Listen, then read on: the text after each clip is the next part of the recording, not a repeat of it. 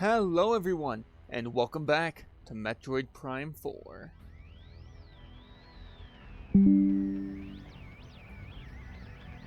Alright, so now, I have not played this game in a couple days, because I haven't been able to get good time for recording for a bit. Oh, the other night I started, or last night actually, I started rewatching Sonic X with a friend who had never seen it, and we decided to watch the original sub. I'm very more nostalgic for the English dub's voice cast and music, but it is so much better. Like, there's different animations, better sound effects, better almost everything in the sub. I always watch anime dubs, honestly, but specifically that show, like, from raw quality, I prefer the sub. Also, I was kind of excited to rewatch the dub, because that's one I was nostalgic for. But yeah. Also, I never had seen the original, credits theme song. It's kind of terrible. No, the song's great. The song's great, but the animation, just Sonic sitting there and watching the episode that you just watched on the TV, that's kind of weird. It seems like the kind of thing that should have been a preview, show a few clips of next time on, or I don't know, something on the TV other than the episode you just watched. That's kind of weird. Okay, let's see. Where was I going? Let's see. There is something I couldn't... I remember I already looked at that room. I don't remember what I need for that room. Probably exploding something. I don't remember. And I didn't look over there yet. And then I have the psychic spider ball, so I'll go down there. So yeah, right now it's... go forwards, to the left. And I'll use the lift there, but first I'll go over there to that. Alright.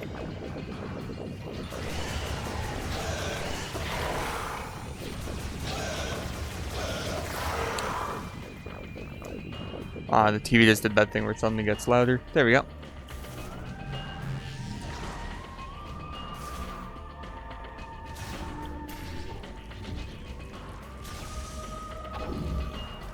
There's so much of this game I do like, and I have a lot of fun with it.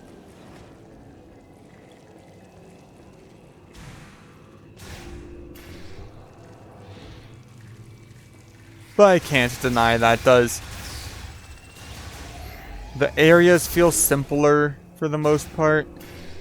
The level, the areas are less complex. Aside from this area, honestly, there hasn't really been much of anything spooky. And then,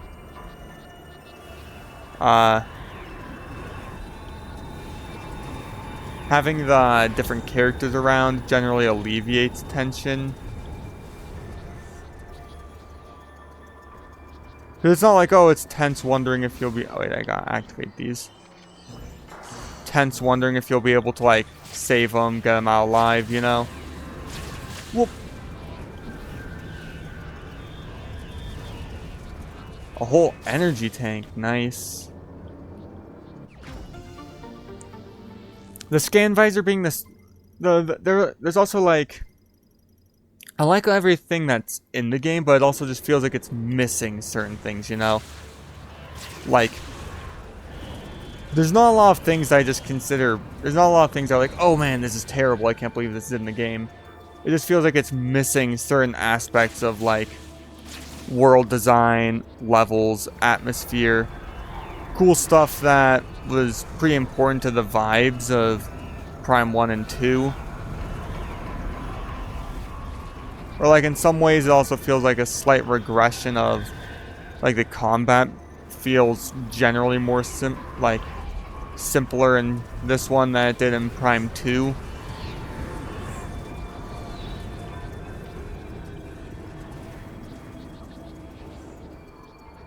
Though, if they ever do another remake, if they remake Prime 2, please add in the... what's it called? What am I thinking? The ability to morph ball jump. Like, that alone will make the Spider Bomb boss actually fun instead of a horrible slog. The Boost Ball boss will probably still be pretty damn hard, even with modern controls. And then, I feel like the final boss will also be more fun. With part of the issue was, like, you couldn't move and aim at the same time. So it made when the tentacles would, like, swing over you, it made it, like, a real pain in the ass to hold on to, because it would go at angles that the... what's it called? Couldn't go through.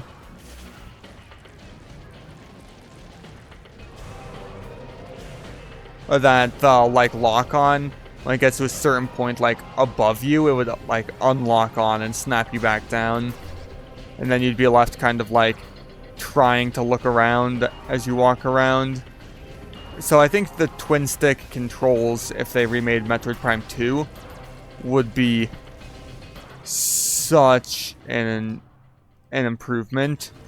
Like, they could make the final boss fun. They could make the Spider Bomb boss fun.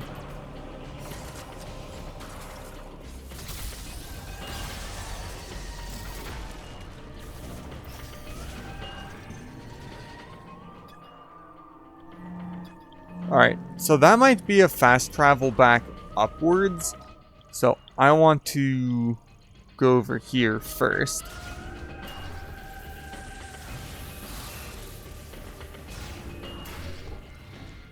Go ahead and save just because. As you do. Well, did I leave my phone downstairs? No, whatever, I don't need it while I'm playing Prime 2.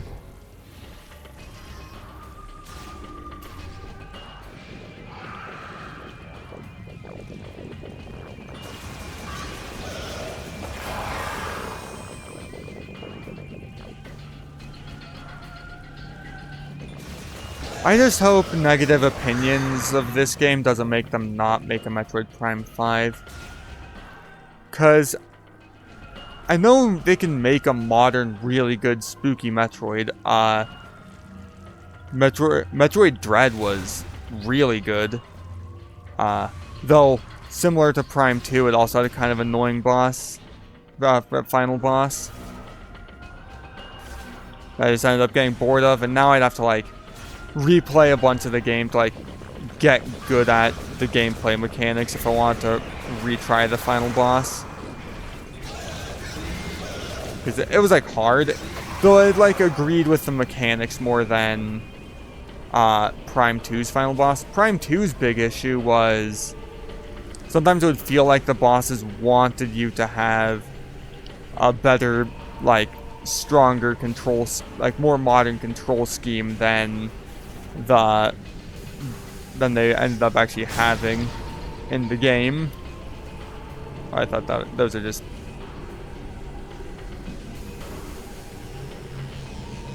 Oh, wait a minute. Oh, you can do that thing. Boost ball off to... Oh, that's pretty cool. Oh! Well, now I was having trouble... Now I remember what I couldn't find before. Okay, I guess I'll head back to that room because I totally know where I'm supposed to go now. Okay, I forgot which button this is, so I'm just gonna... What? It sent me forwards instead of up. I forgot you could boost ball off of these ramps. Like, jump. That's what you're supposed to do to... What? Why does it keep... It worked earlier, it sent me straight up. Maybe I...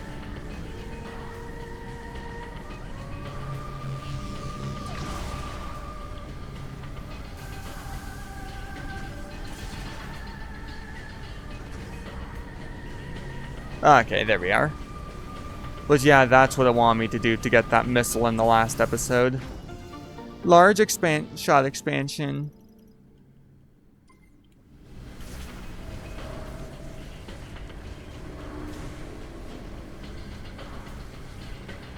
Let's see. Well, for right now, I'm going to see what that electric thing unlocked. That tube.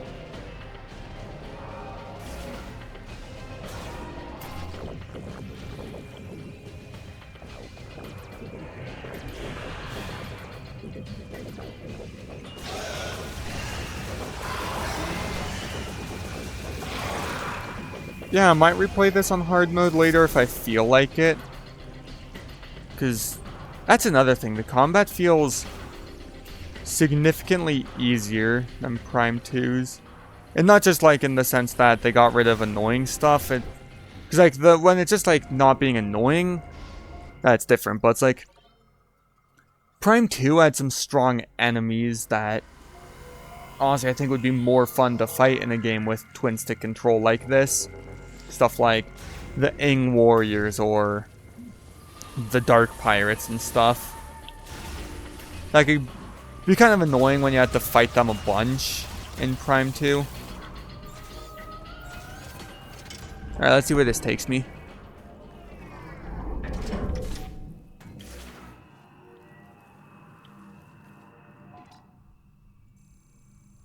Oh, that's a fast travel all the way back up. Nice.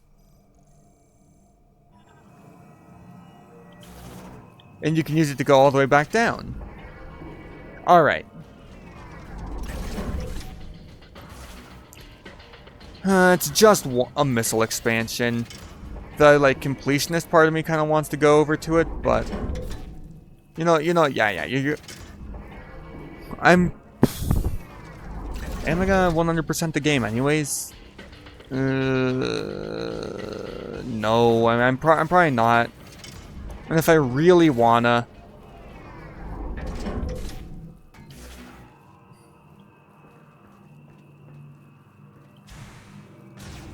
Yeah, I think I'm just gonna go...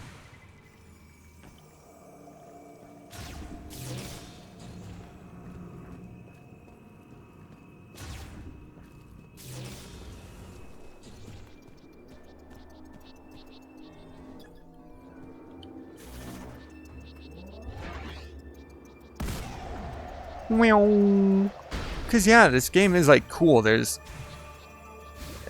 nothing bad with what's in the game, really. It's more that it's lacking things that should be in the game. Like, another thing is also the lack of music in the desert is just like that's just actually bad design.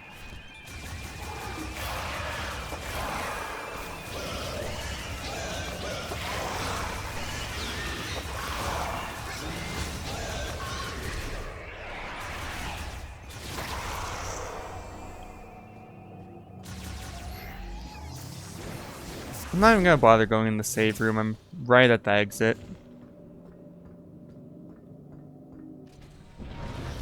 Okay, let's see. Where was I going next? I already went to Fury Green. Yeah, I already went back to the Thunder Forge.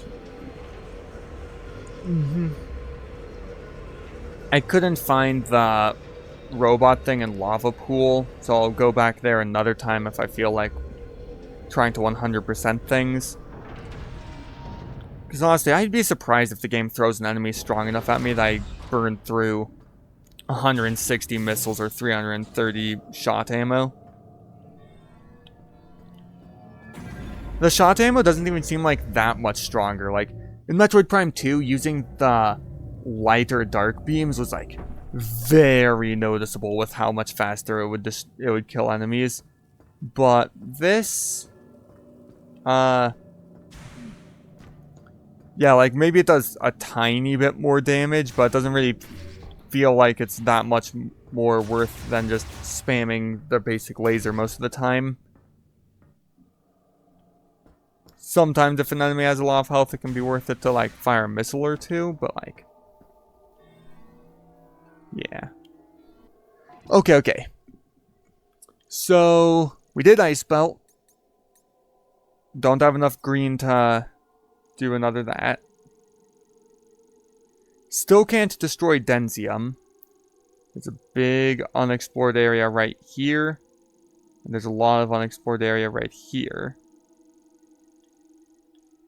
So I should like head straight forwards through here.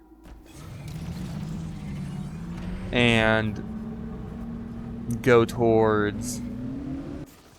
Whoops. Wrong button for the map. Yeah, this is basically the right direction. Explore some of the unexplored wastes out here. Like, if this area had, like, a cool, like... Once again, like, as I was saying in the last episode, first couple visits, have it be quiet. And then, like, after you start getting the keys and stuff,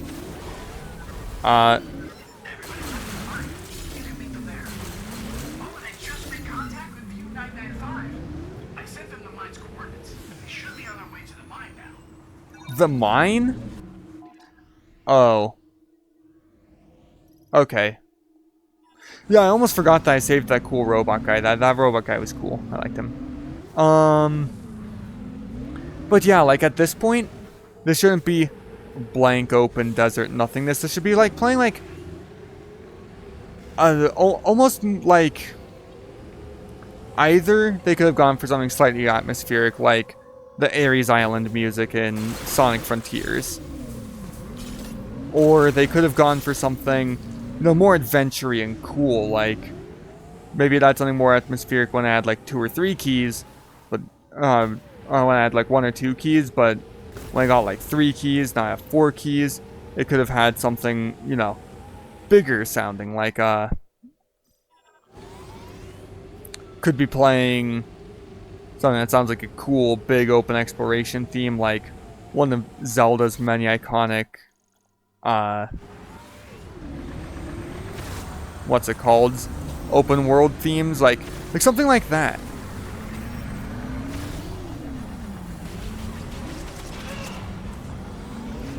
Because like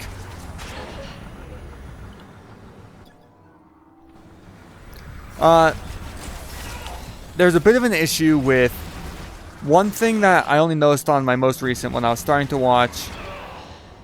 Fuck off. Also, like, these rolling enemies, they're just not fun to fight. Because, like, locking on with, when you're on the bike is annoying. In Sonic X, we noticed one thing that was really annoying about the dub that I had never paid attention to as a kid was the music. Like, on its own, each individual track is not bad, but it's, like, constantly pounding, even in scenes that in the sub either have no music or quieter music, which makes it so, like, when there's no breathing room, when the music's always cranked up to 11, it feels like it's never getting the chance to crank up to 11 or have a big flourish, because it's always the same amount of intensity, while in the sub, since it has more moments where it can be quieter, there can be like, oh yeah, this scene has a nice, more somber or emotional track, or then when it does like ramp up really big for some big action, it's like more noticeable and cool. This desert, the quietness ceases to be like a cool, mysterious quiet when it's just constantly quiet. It feels like when it's slow at work and you're just working for like an hour or two without any music, there's no one else in the building, so you're not hearing any like when you're doing the end of day cleaning and you don't have an earbud in or something, when it's just like, man, this is boring and silent. Which that can be fine in, you know, real life and stuff, but like in a video game where the point is kind of to be entertaining, the fact that like it's easy to be an artsy, cool, like, oh, it's tense now because it's quiet. Like, I related to Zelda a minute ago. Like, Ocarina of Time, I've never even beat that game. I just remember playing one of my cousin's copies. They had... I remember it's like, oh, there's this happy, big adventure music during the daytime when you're out in the open fields, and then it goes, like, quieter when it becomes nighttime. And that's cool because there's the contrast. You're used to it being, oh, it's the big, happy, open, adventurous music, and then, oh, now it's nighttime, now it's spooky. When the entire open world area has no music, it's not cool, it's not artsy, it's not spooky anymore. It was mysterious when you got here the first time because it contrasted with being in the opening area, which had the space pirate theme, or being in the jungle area that has that nice piano. When you're going here all the time and it's always silent, there's no mystique to the audio anymore. It's just boring.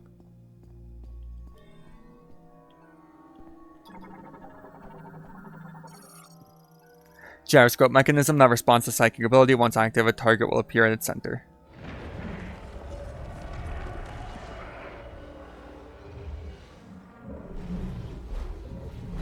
Oh, it wants me to control beam that. No, let me scan the purple thing. Let me scan the purple thing! Alright, guess I can't scan the purple thing. Oh, wait. Movable stone platform operated via a nearby device. And like I said, I'm pretty sure I said it before in the last episode, like, if the temple areas suddenly went quiet when you entered them, they would feel quiet, mysterious. You know, it would build up the ancient atmosphere. It would maybe even build up tension. You'd think something spooky is going to happen with the sudden lack of music. Nope. It doesn't feel like tense at all because it doesn't feel like anything more is going to happen in here than you already see in the open world because no music, nothing happening out there. No music, nothing happening in here. And I say that as like an elevator thing's happening. These little temple areas are cool. Stone cylinder that functions as a lift. It is held aloft by psychic energy. Touch hologram to activate. Gyroscope operation complete. Lift activated. Like, I don't dislike a lot of the things that are in the game. I just wish there was more things in the game. I don't know.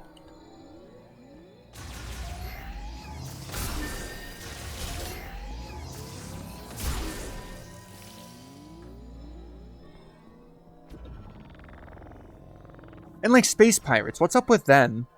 It was cool having them in the beginning, but why didn't any space pirates get transported here? Only a few... I guess, like, yeah, not a lot of people survived, but only a few Galactic Federation soldiers.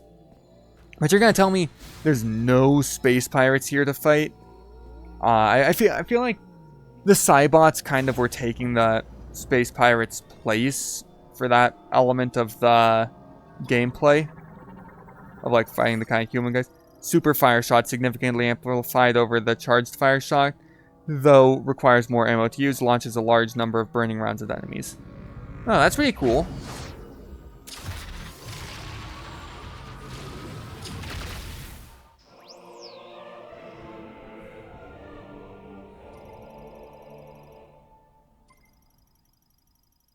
$15? Jeez. I guess that's what I need all this shot ammo for, is this.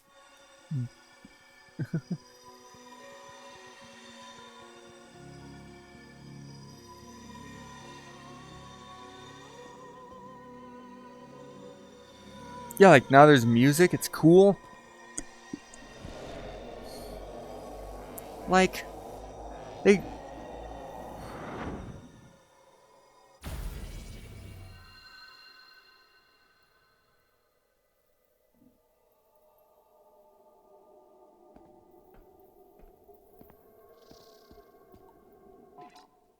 Okay, yeah, this way.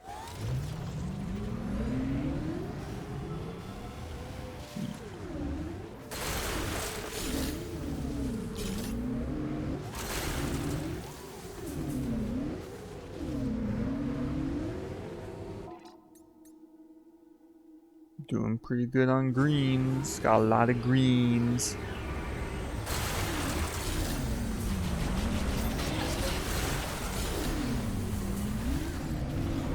It just feels kind of annoying to fight these guys because the lock-on doesn't feel as intuitive. It's a little bit hard to tell when they're gonna be in range or not.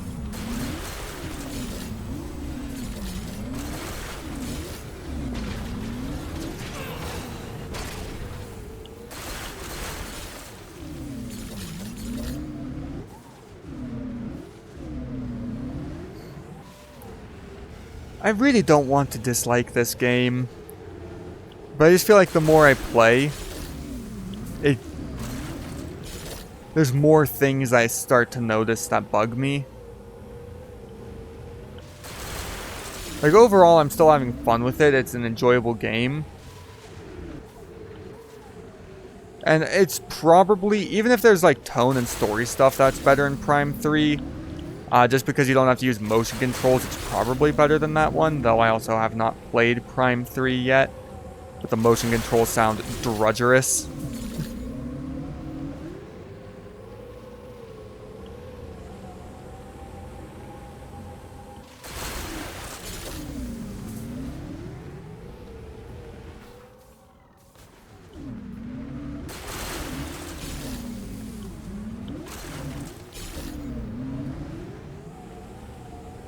Like, this smashing crystal stuff isn't actually even that bad of gameplay. Like, it's a little bit mindless. This kind of feels like something that's special. But it's not like I don't dislike doing this. It's like, yeah, I can go around and do this. Have a decent amount of fun doing, like, fine green crystal busy works. But, like, music would make it so much better. Like, if I was listening to, like, some cool strumming guitar, or even just like atmospheric cellos or something, like, that would be cool.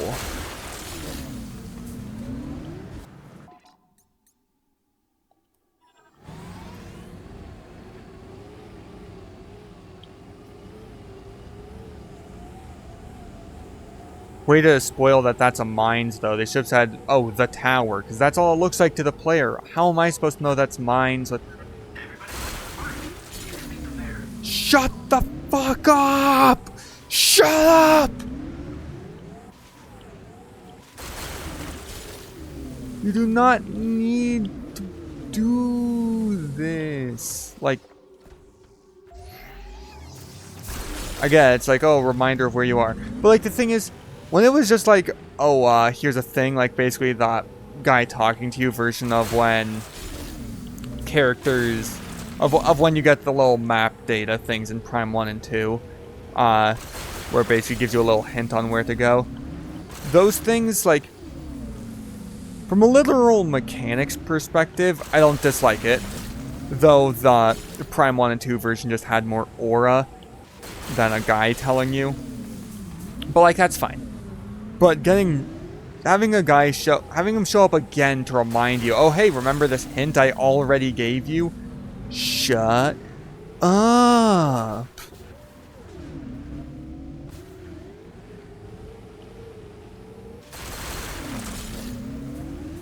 I was even expecting him to, like, maybe have, like, annoying humor or annoying quips. Honestly, like, his character dialogue hasn't really annoyed me that much. It's when he starts talking like video game hints that annoy me.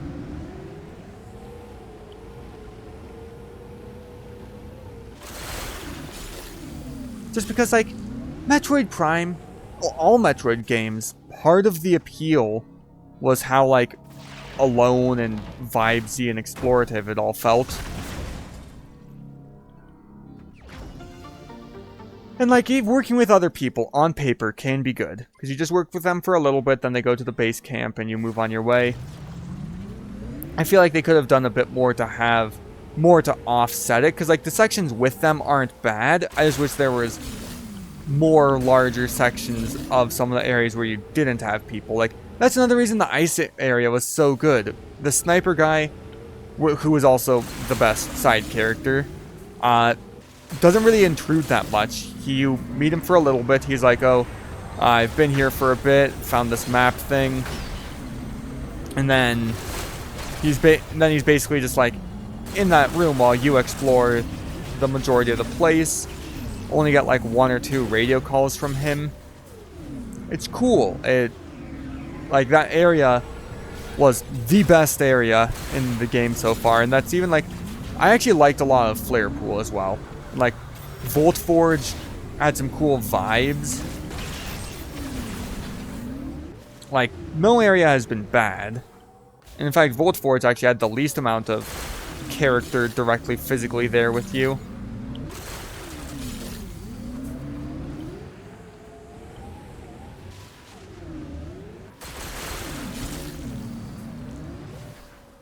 Like, I don't know.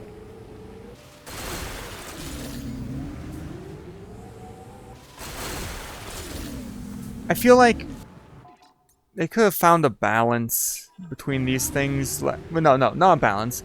I think rather than trying to balance it, they should have like leaned harder into one or the other. Like lean way harder into this being a big group thing, with like making it have big battles, a big war zone, big fights against the space pirates, like that opening level. If that was the tone and it just had some characters with some quirky dialogue here and there, that would have been really cool, and it would have been a cool way to make it different from the other games. Like, it could have been different from the other games while still having its own really cool, unique identity if it was like the entire game had the tone of that opening level, where you're fighting the space pirates. Like, imagine if the desert had like big ships flying around. It had little space pirate encampments. Honestly, it would almost feel kind of Halo-y in a way, if you ask me. Like, that would have been really cool. There's the loop back around this way if you fall and fail down here.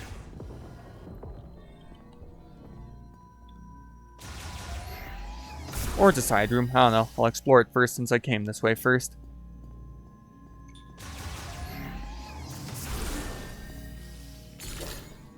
New enemy. Sand crawler, terrestrial crustacean variant similar to the ice crawler but adapted to arid climates. It excavates tunnels in the Soul Valley bedrock to form nests.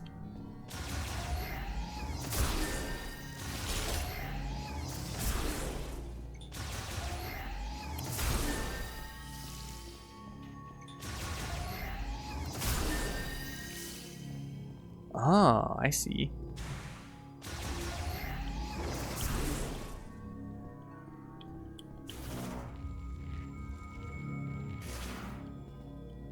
So this is actually where the shot upgrade in this one is. 10 more blasts.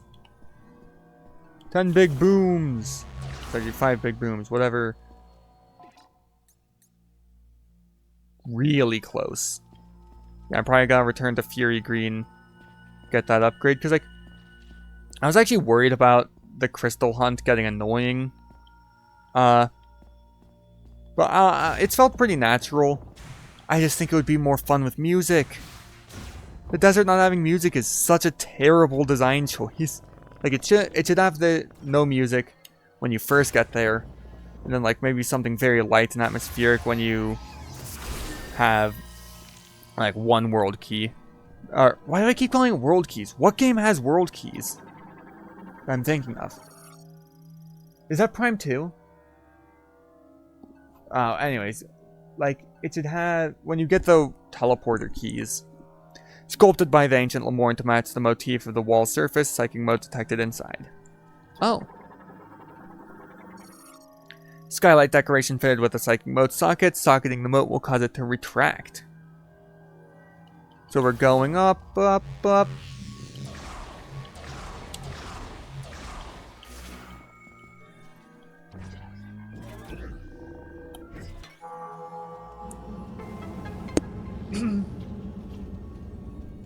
Oh, this just opened up to be really cool.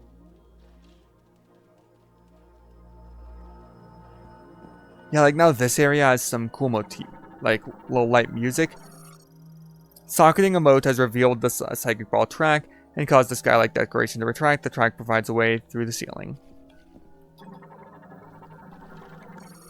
Sculpture created by the ancient Lemorne with a similar motif as the wall. No psychic mode signal detected. Okay, yeah.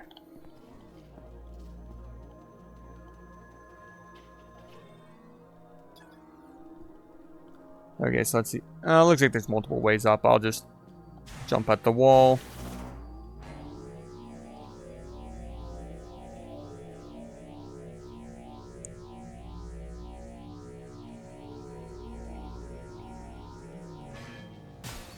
It wouldn't let me move upwards.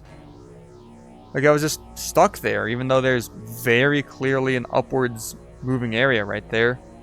Like, look at this. Okay, now it let me move up that time. I don't know. Maybe I was like a centimeter off.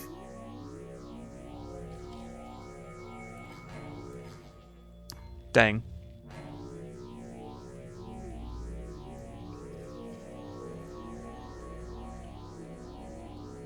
Okay, yeah, it's doing it again. Okay, there we go. That time it let me up.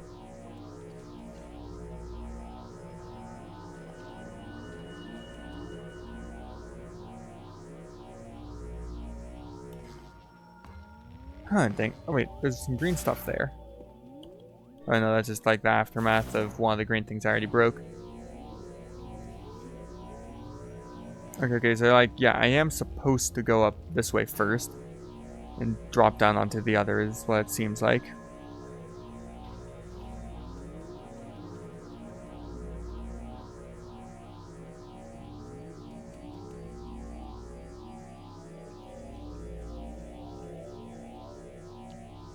Maybe go up here?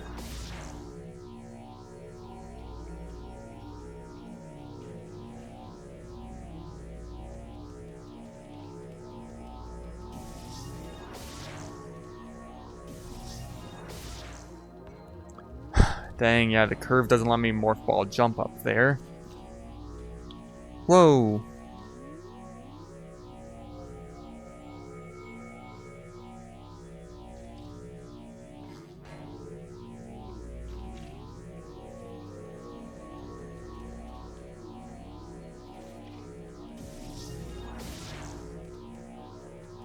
Surely I'm not supposed to boost ball over to that.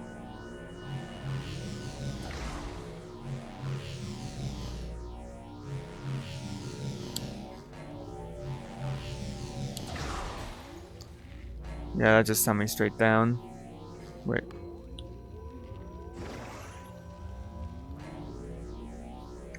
Dang, my throat's kind of sore.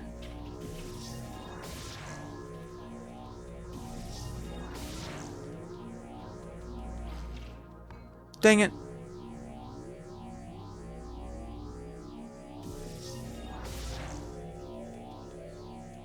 Okay, so...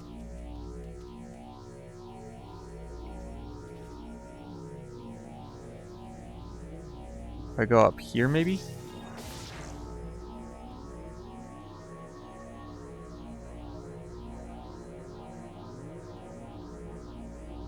Okay.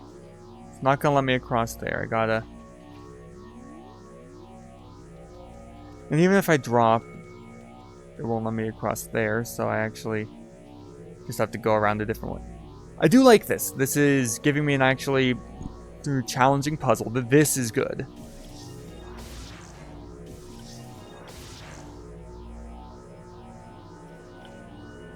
Okay, I would like if it would... okay. Yeah, I'm pressing left. Why is it... there's something weird with the geometry right there.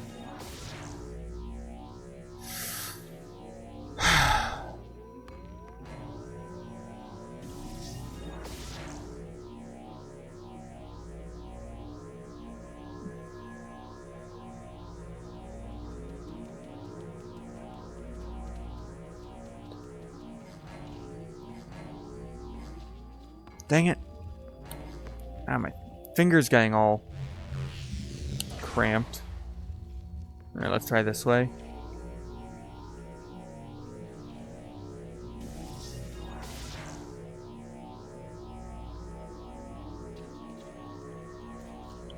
Please go away.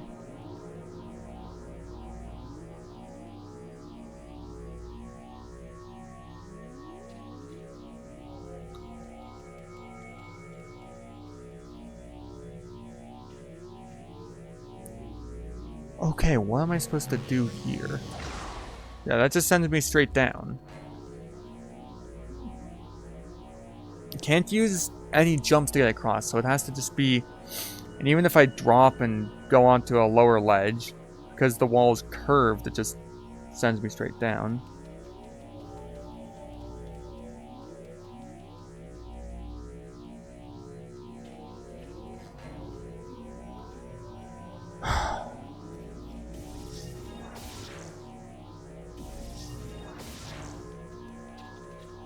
Oh. Okay. Okay, that's good to know. Use that to go across.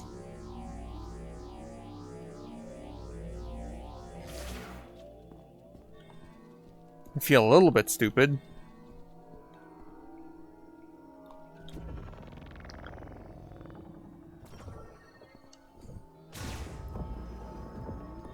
Super Thunder Shot. Also, yeah, calling them shots instead of beams is significantly more powerful over the charged Thunder Shot.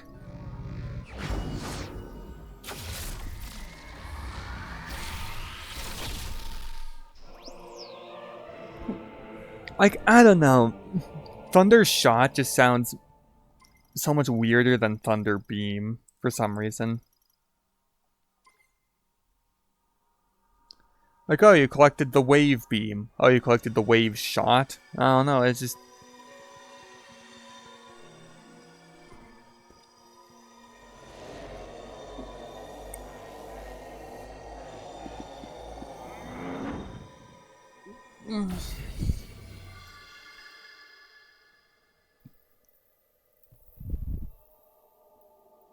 Alright.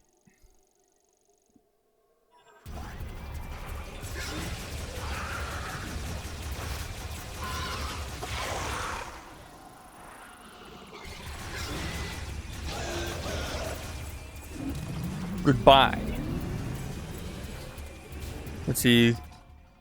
That's the one I need Denzium for, so...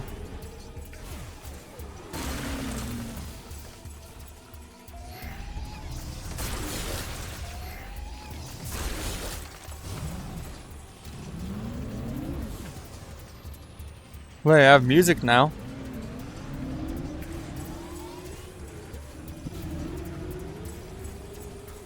Barely.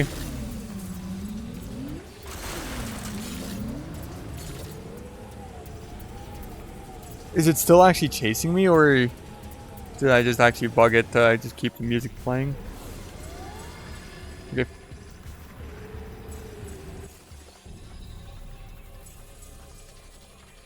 Well, where are you? Did I bug the game? Alright, yeah, return to Fury Green. Okay, so I guess it was actually still chasing me up there.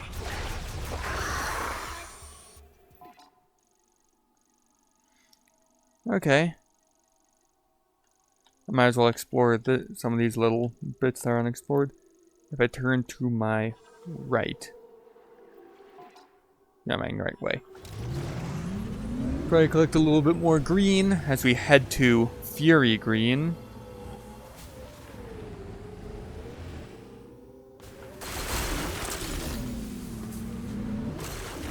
Because we unlocked an upgrade.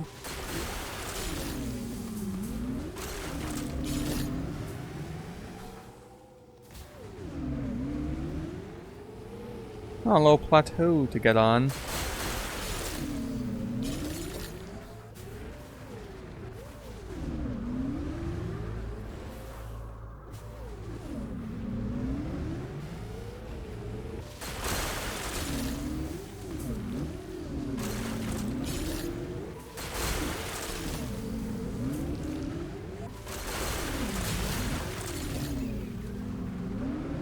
Huh. Thought I saw one of those little portal things, but I guess I did not.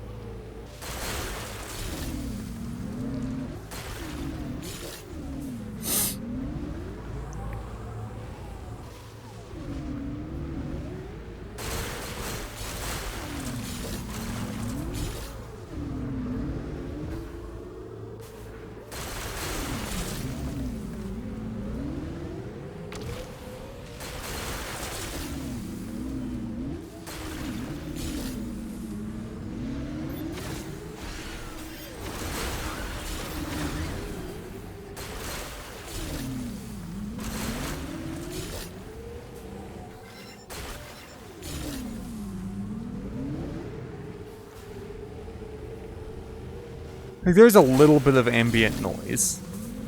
But, like, I don't know. Could have used actual, like, thumping adventure music at this point.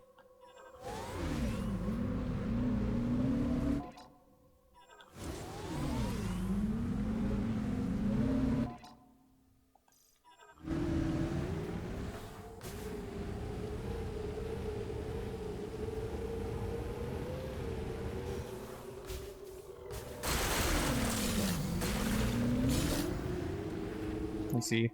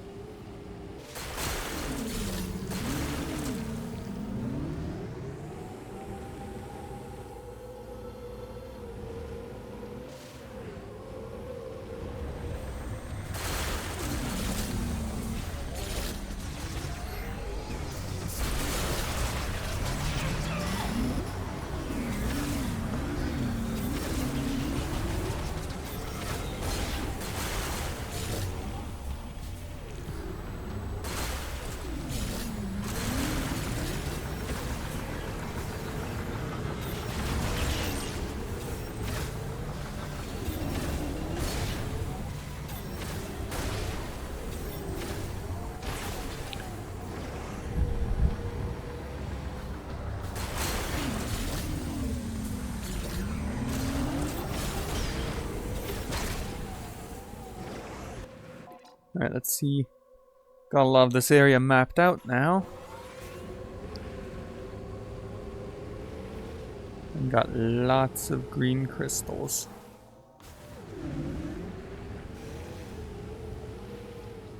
The green crystal thing seems important. I wonder if you unlock something to, like, give you a good ending if you... I'm pretty sure I already did this one, right?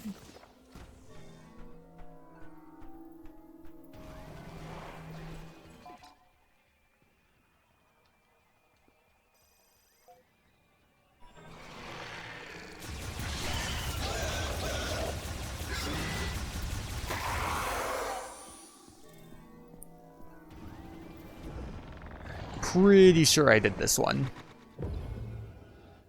But I can't remember.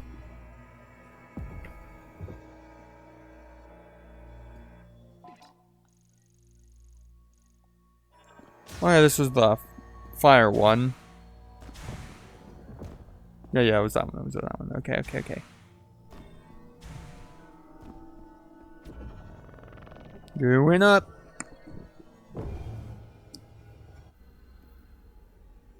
There's also... the areas not directly connecting to each other does feel like there is a slight bit of something missing. Like, on paper, go around the open area, drive to the different locations, isn't bad. But, like, part of Metroid's identity was kind of how everything, like, goes into each other. Oh, the entrance to this part of level 1 you find partway through level 5 or something. Like, Metroid Prime mainly did that through, like, elevators to different locations that you would find in different areas. And then later, as you got more power-ups, you could kind of go through any elevator you want and be able to get to the other side. I saw something on the radar.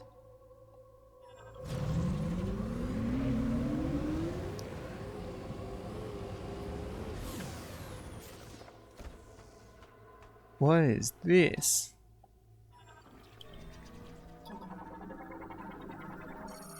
Elevator platform activated using the elevator console leads to an underground save station. Okay, this is pretty cool. Elevator terminal, touch the hologram to operate.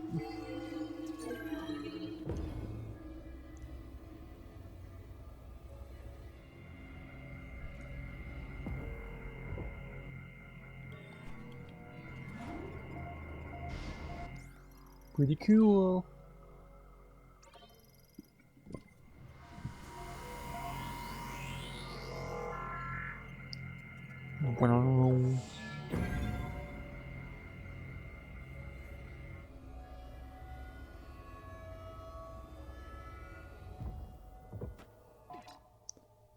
Oh, it was like directly in front of Fury Green. I bet you're supposed to find that a lot earlier in the game.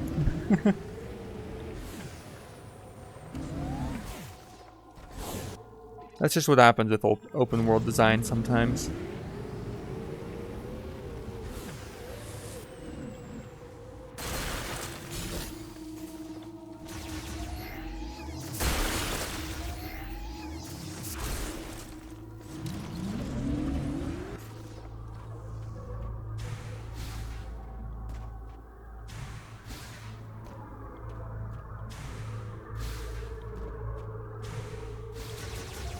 Ah, there's a thing.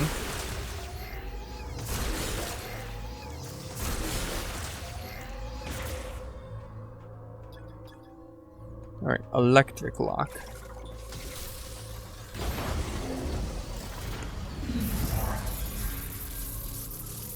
Another viola boost I probably won't use much. Cool.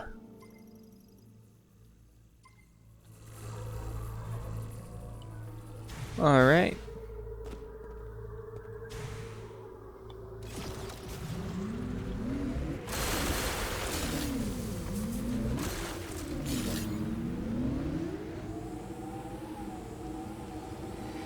Wow.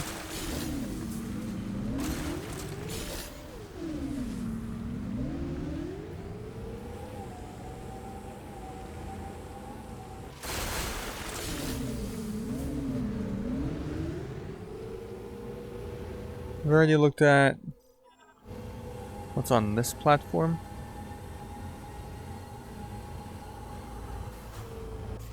No, I can see a green crystal on it.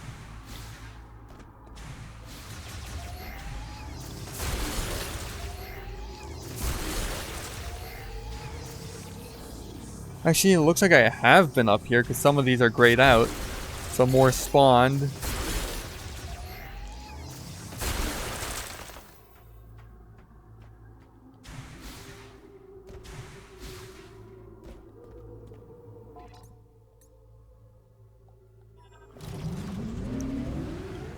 Oh, wait a minute.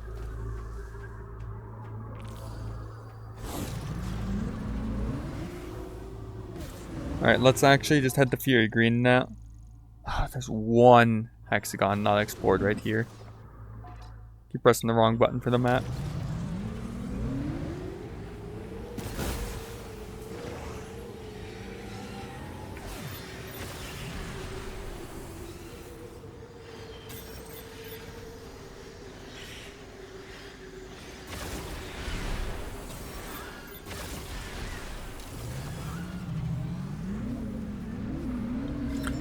Like, this area with those big things seems like it should be a big battle arena for, like, cool open world bosses. Like, maybe a space pirate dropship lands there and there's like an Omega pirate or something from Metroid Prime 1. Like, I feel like that kind of tone, the tone of the big war zone of the opening area, because that's unique while still working with having more of the characters, and like I feel like it would actually work well with Metroid having, it could almost be more like an open world war game.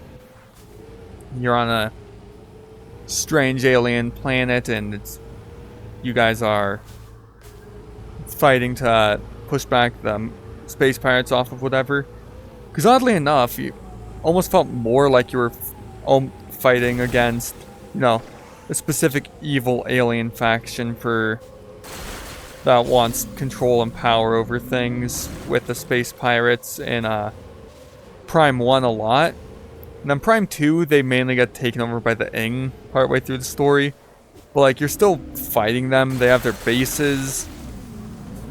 I don't know, I feel like this fighting space pirate aesthetic, because the first level actually did it really good in this game. I just wish that they had more of that throughout the game. Or like the big scale of like seeing a giant ship in the sky over here flying around. Like, I feel like some space pirate stuff really would amp up the game.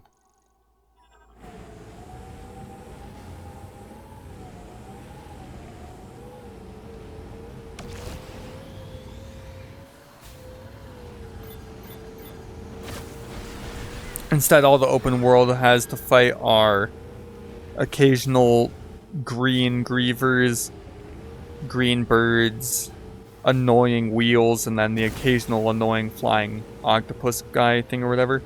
Or like also, that would open the gates for like more enemies fighting enemies. Like when we see the robots fighting the grievers very briefly in like a little vignette in the ice area when it was all turning back on, that was one of the coolest moments in the game because it could have some big, cool, flourishing action while also having like the no dialogue, unspoken context clues of the story that Metroid usually has. Like that felt like a vignette that would come straight from the previous Prime games. Cause like they could have done something like that with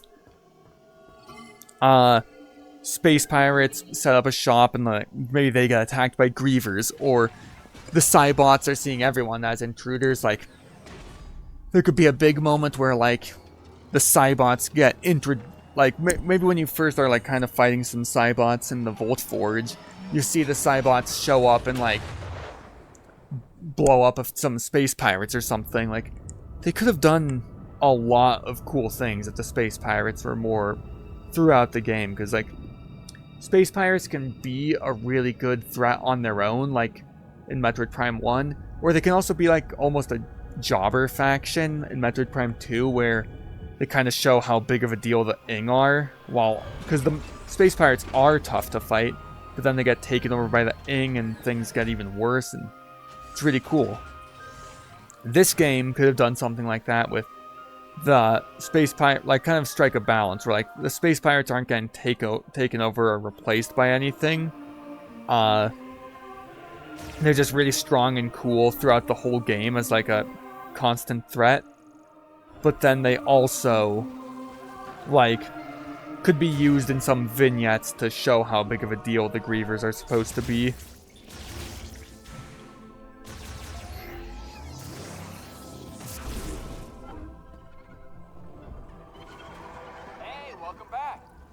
Aren't you supposed to be heading over to the mines?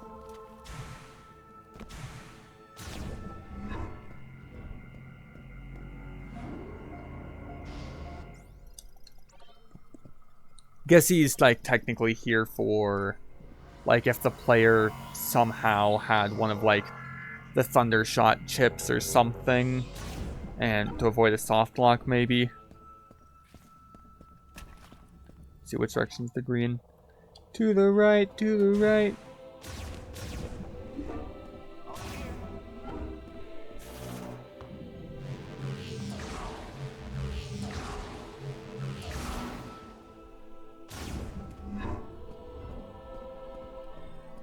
I think I will.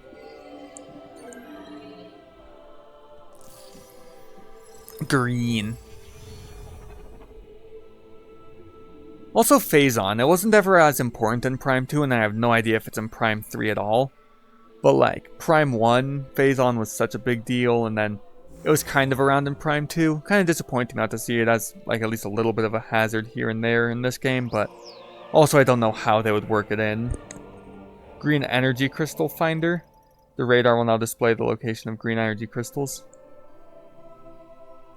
So my upgrade for getting energy crystals is helping me get more energy crystals. It seems like that should have been like the first upgrade to help you get to the ones that give you stronger like guns and stuff. Cause like, I don't know, that one being the second to last upgrade, I guess actually maybe it's more important now, because now it's like, now there's gonna be less green energy crystals because I've already gotten so many. So it's helping me hunt down the last one, but like, I don't know. Unlocking the ability to more easily find more green energy crystals is my reward for already finding so many energy crystals. It's kind of funny. Like, it's not a bad upgrade. I'm sure I'm going to appreciate it.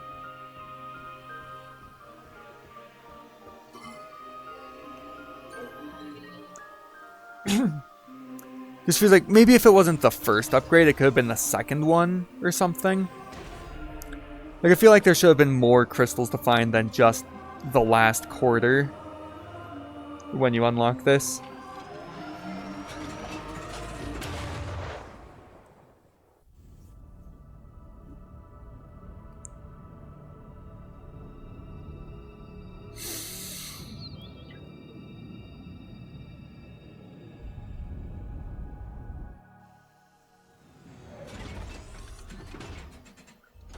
Here we are.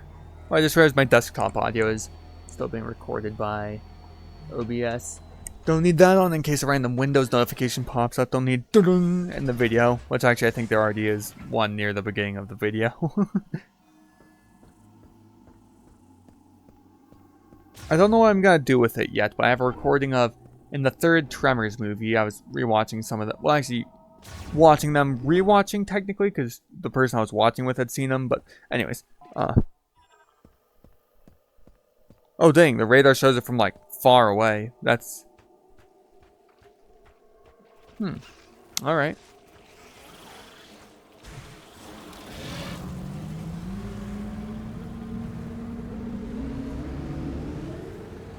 Well, this is gonna make getting from place to place take even longer, because there's no way I'm gonna want to be driving past. Oh no! Oh no! It's scanning those too. That's right. So now it's not even that helpful, because like, I'll drive towards it, and it might just be those ones that I can't even do yet.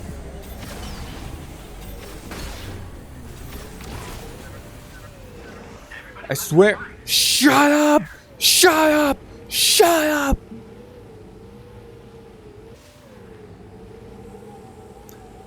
Oh, I see. The ones I drove to earlier were like solid big things, or is it just that they stop glowing after I drive up to them? Or does the fact that they're glowy mean that they're the small ones that I can break?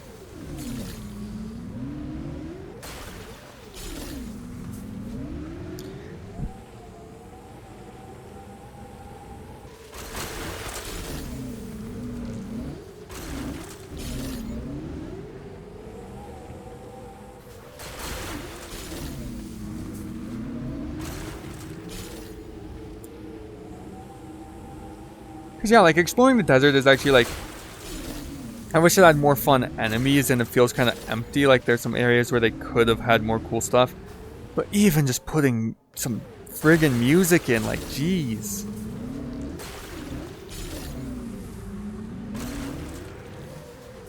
Kind of want to see if I can get the last upgrade before going into the tower thing. Wait a minute. I knew it. I knew this would happen. I'd be missing like some tiny...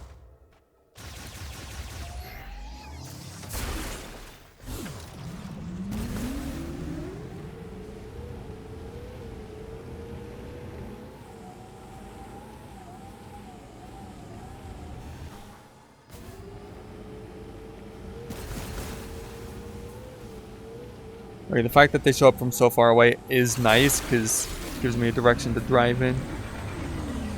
Oy.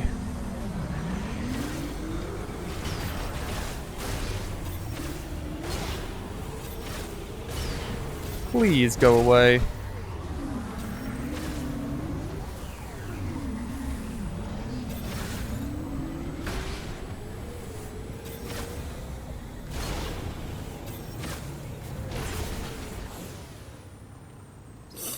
Don't want to get too close to the what's apparently mines, which they didn't tell me that. All I knew it was a tower. I didn't know it was mines yet. Whatever.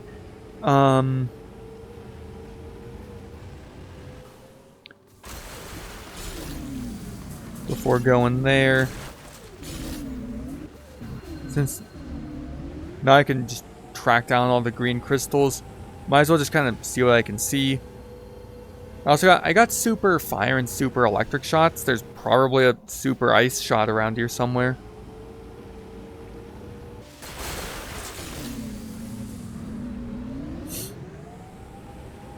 See, I can't just drive past all this green, man.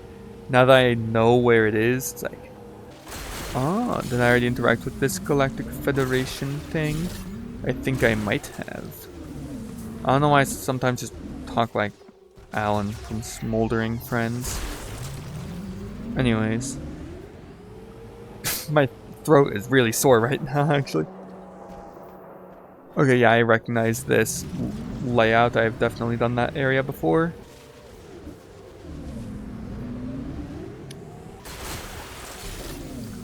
Should have got water before filming.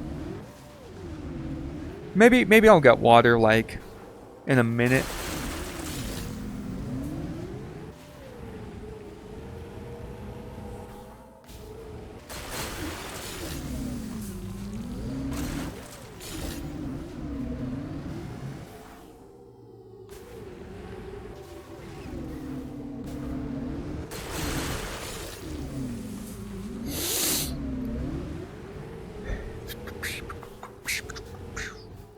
Fine, I'll make some music. Yeah,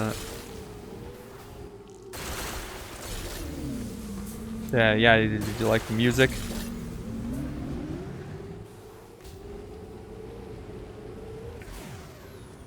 I saw a thing in the ground right there.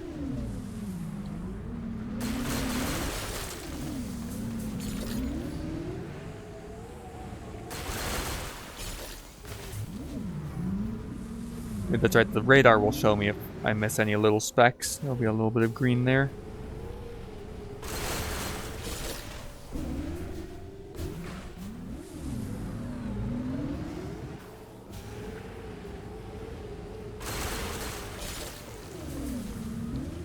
Sometimes I still want to look with my own eyes.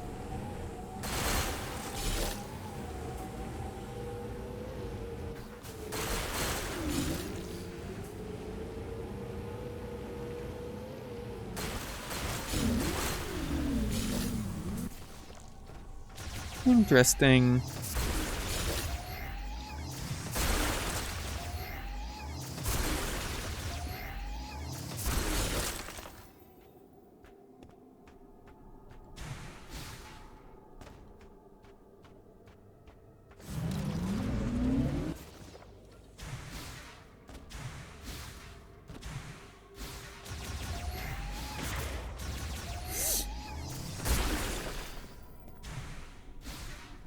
Oh, there's a tower up there.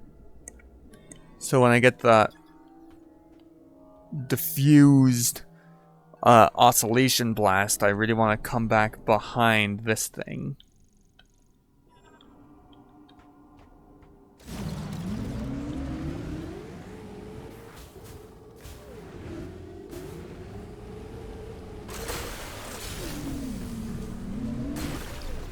Okay, I see some over here that I want to get. Then I'm going to turn back around and get those that were all right behind me.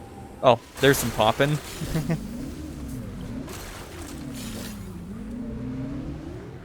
Okay, I guess I'll get these and then turn around. Dang, my throat is... Okay, I'm going to get a quick drink of water in a sec here. Let me just... Alright, yeah, I'm going to pause the recording for a second. Alright, recording is back on. So much green. So much is green.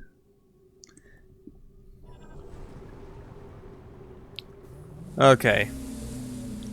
One thing slightly worrying is having this radar now makes me think that I might have to get every single green crystal in the game. Unless... what if you get something from the last power-up that, like, makes so that collecting more of these green crystals, like, powers up something on your bike, I don't know. Or an extra beam ability. What if the 100% crystal thing is the diffused oscillation blast, and those big boulders don't actually just give you a bunch of green energy, they actually all lead to other things like the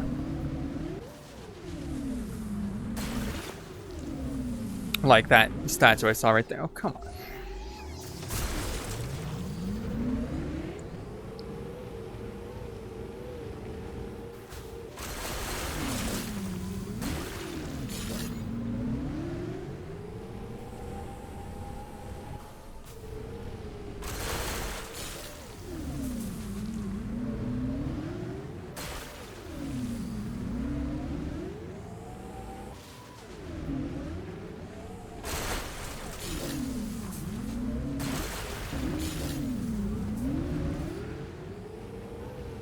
Don't want to get too close to the bridge. Don't want a cutscene to start.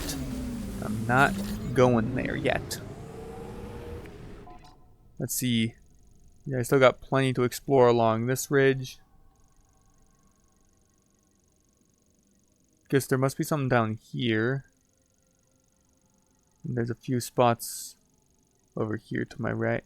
Oh, there's a big spot right there somehow still. Well, let's go down along this way and loop back up.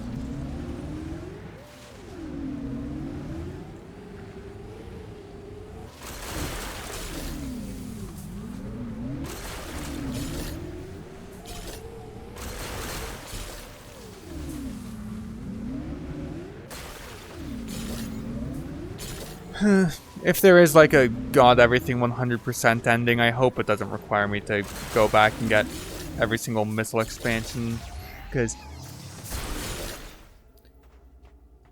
I just don't feel like it.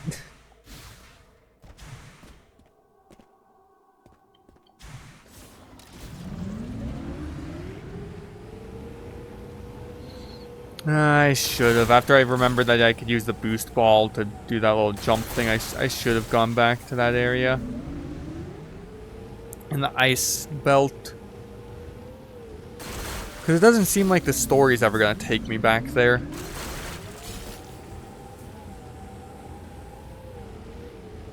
This is the one I've already... Yeah, that's the one I've already been to.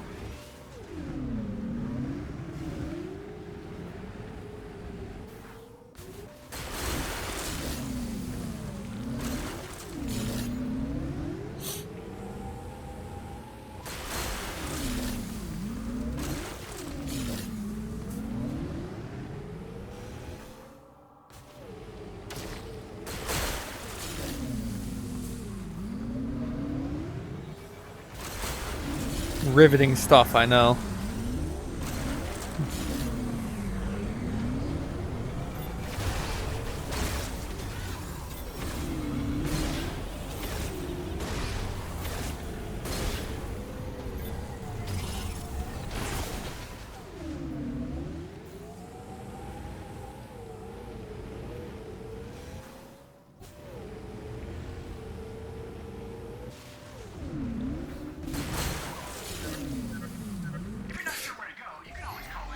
Please shut up. I'm finding green crystals.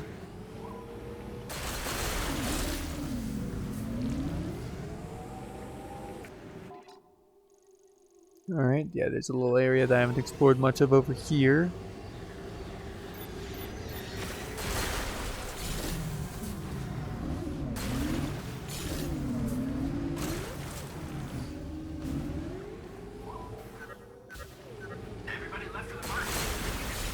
Oh my god, shut up!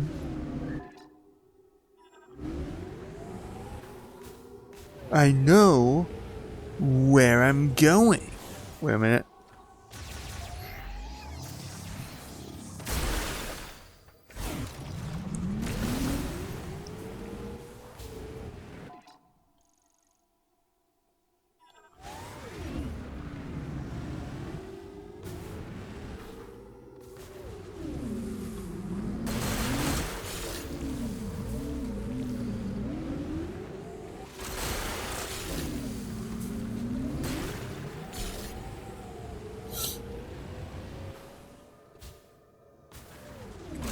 I've been playing the Let's NCA Mega Dimension DLC. It's pretty fun.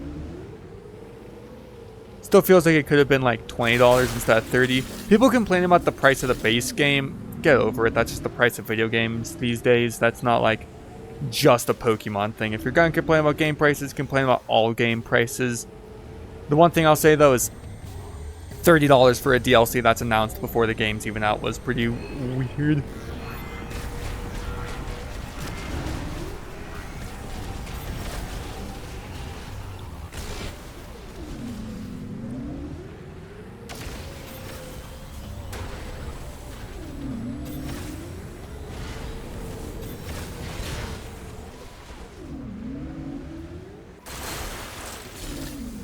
But like $70 for a AAA game isn't that surprising in the big 25.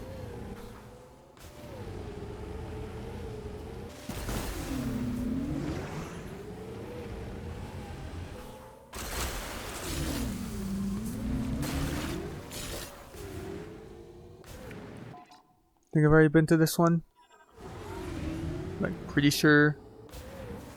Yeah.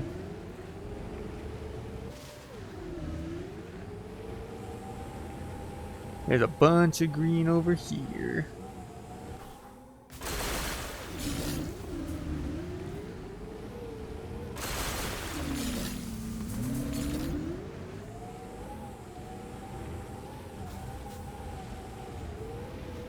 Ah, little hidden back area.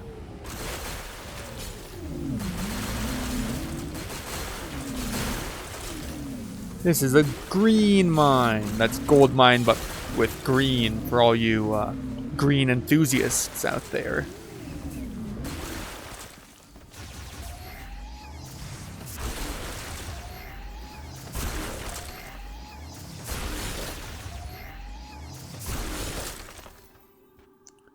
All right.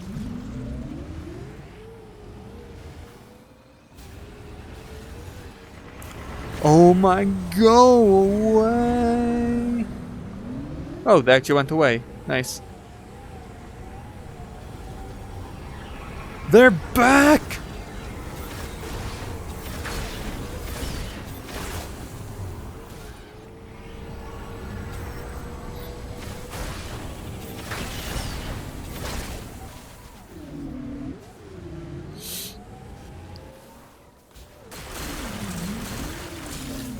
The green of our city, No, something, green order. Somewhere between the sacred silence and green. Somewhere between the sacred silence and green. Green order. Green crystals. Green crystals.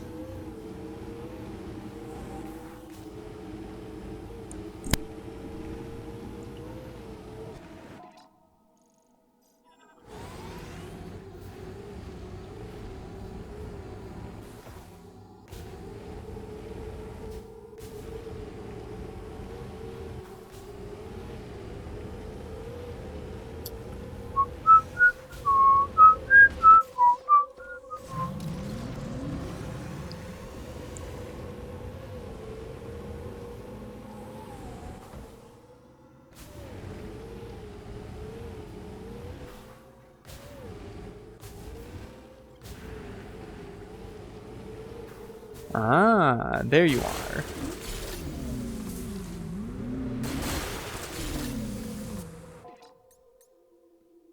Yeah, I think this tracker...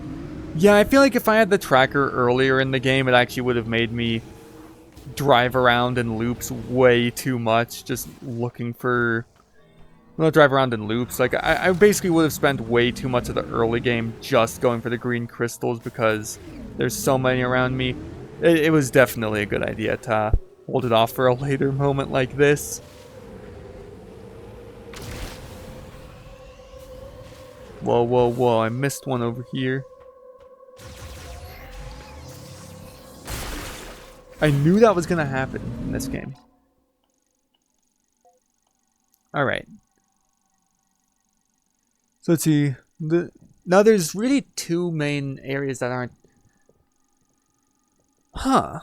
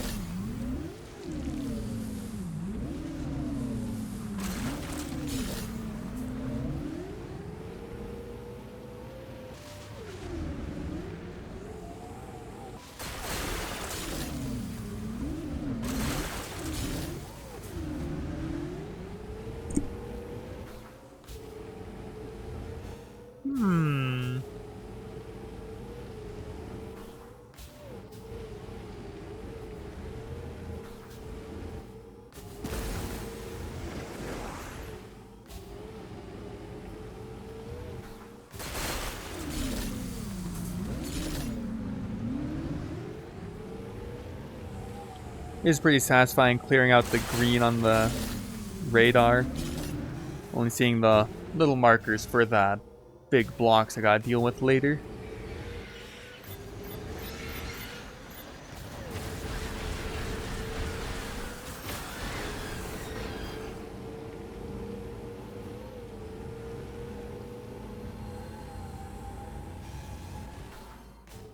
Whoa, whoa, whoa, whoa, whoa.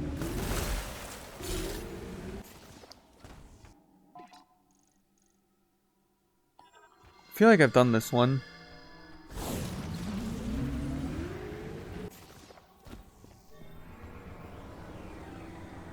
Do they have like a slightly different glow if I haven't done them? I can't remember. I can't remember.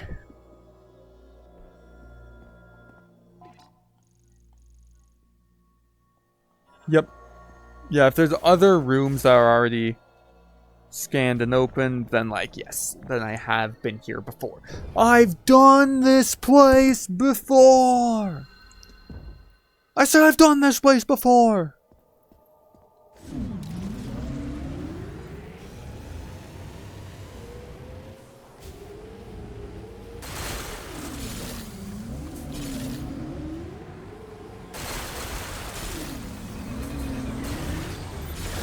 Oh my god, leave me alone.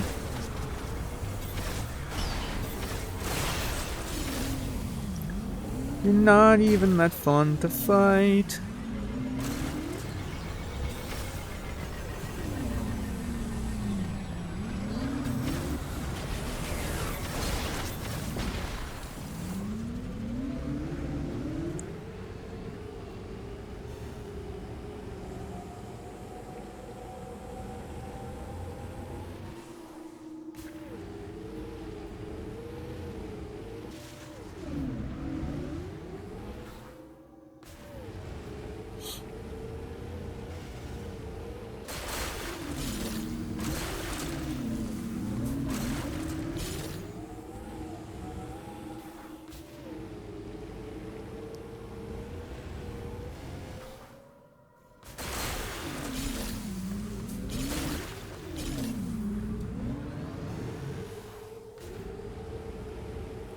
You know, maybe if I end up near Ice Belt again, I'll go in and get that last missile upgrade since I know where it is and how to get it now. I just had to boost... Actually, wait a minute. I don't think the boost ball jump... Would the boost ball jump take me straight up? Yeah. What if it doesn't? What if that's not the right answer? What if I go all the way back over there and it's nothing and I just waste a bunch of time? I'm not gonna bother with that right now.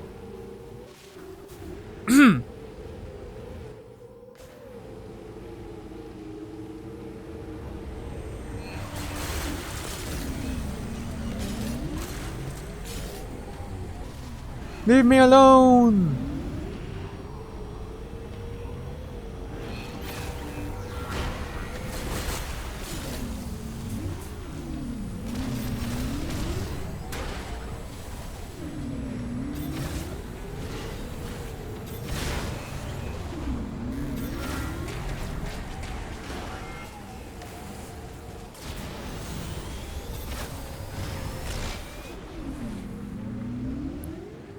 Okay, where was I?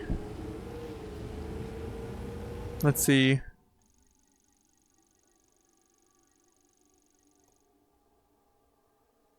I should head to the right over here. Investigate that area that is not very scanned yet. That's not on the map yet.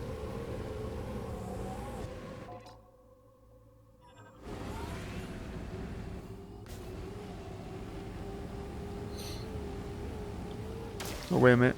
Those started changing locations, and that means I drove past them.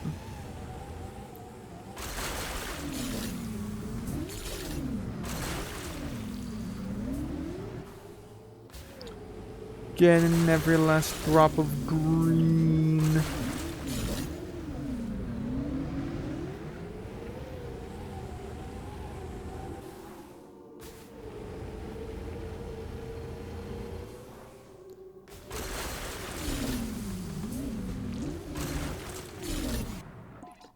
Let's see. Oh, there's like one tiny speck over here. One I missed on the other side of this thing.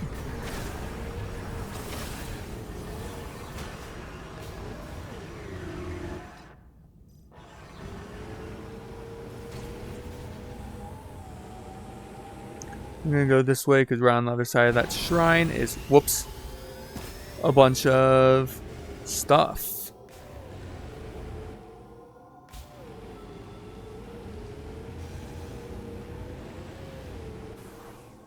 So much green.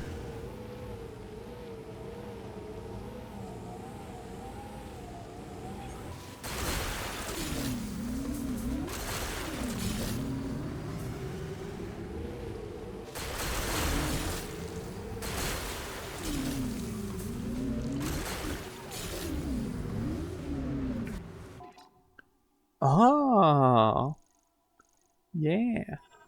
Let's go check that out.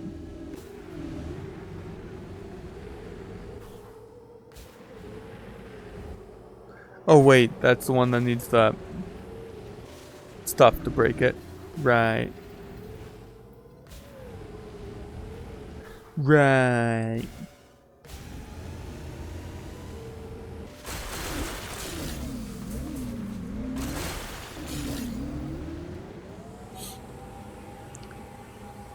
Oh man, there's so much green. So much green.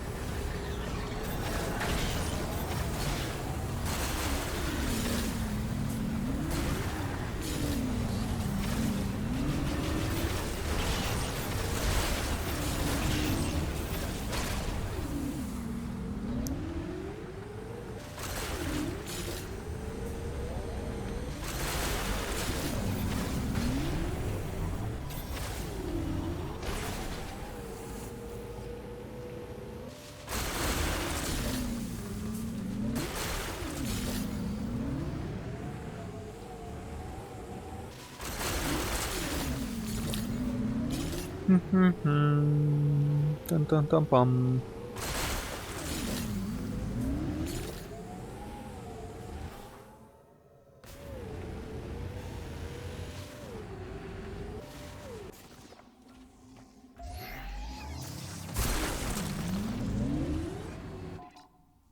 Alright, got a lot of this area opened up.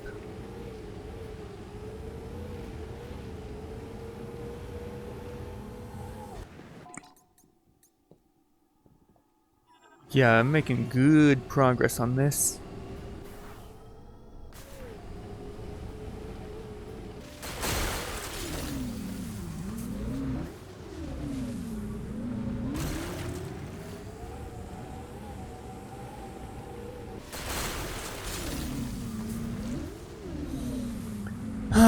Man, it's almost overwhelming how much green there is. It's not like I can see where it is, I can't not go get it.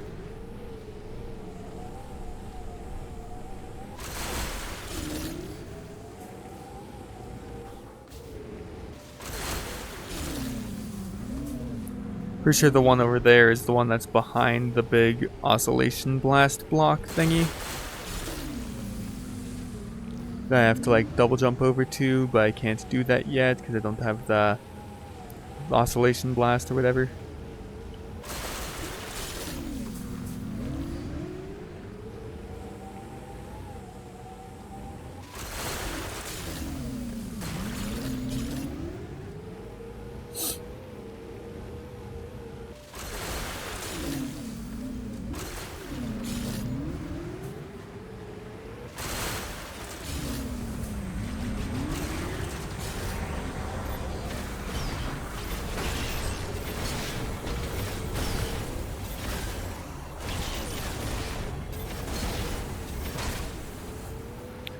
No, it just occurred to me that I remember there was one of these areas that had a mech part.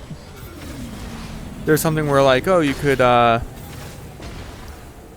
break, like, oh, this ladder thing or whatever can be dislodged.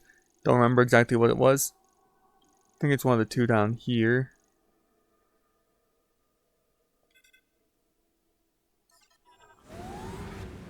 So I'll just slight angle to the right. Yeah.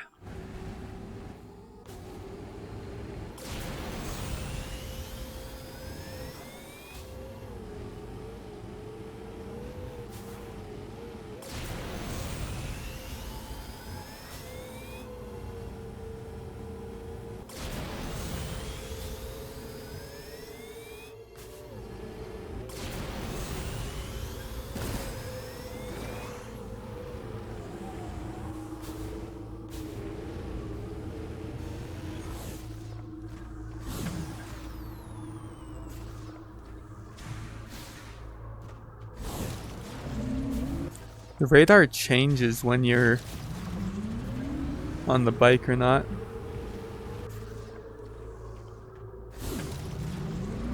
Okay, how did I get up on this thing? Right. Yeah, it's saying I missed a little crystal up there.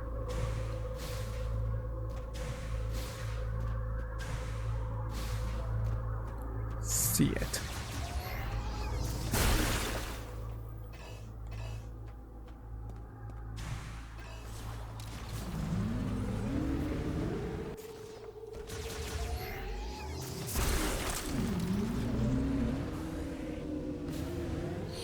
Oh yeah, that thing I was saying where like one of them had some kind of like tower or crane or ladder or something that wanted me to like go. It was like, oh, you can, it could be knocked loose with a blast of some kind. And it just occurred to me that was probably something to use the control beam on, and I never tried that. So I want to go do that. See what's there.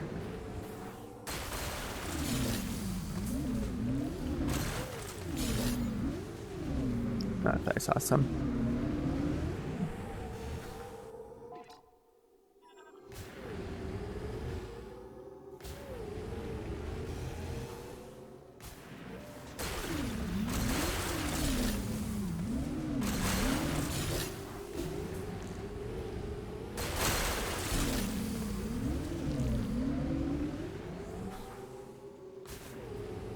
Yeah, it might be this one that I'm by. Yeah, I think it is. Wait.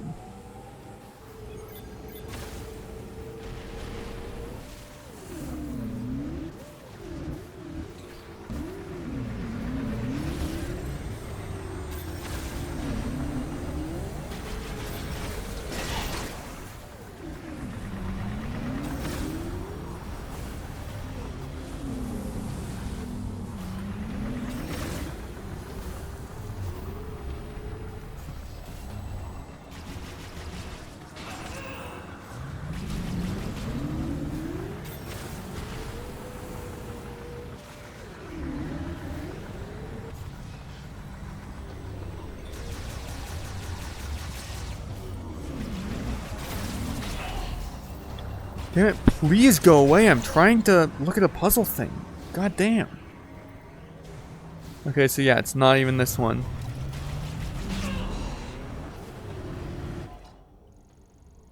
Yeah, it's probably that one over there. To the left, slightly.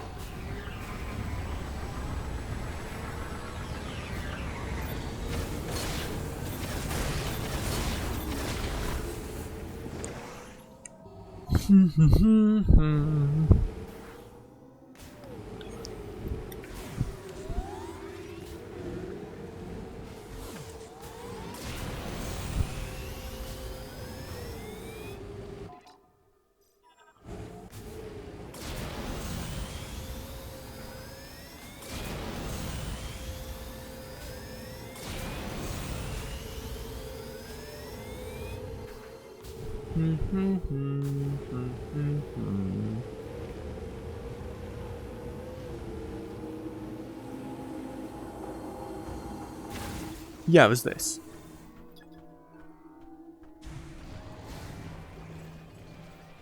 There's enemies around.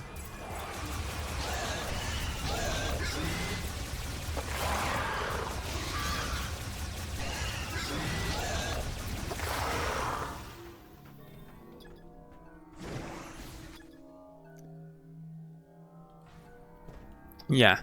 Never occurred. I was like, oh, I can't reach up there, and it never occurred to me.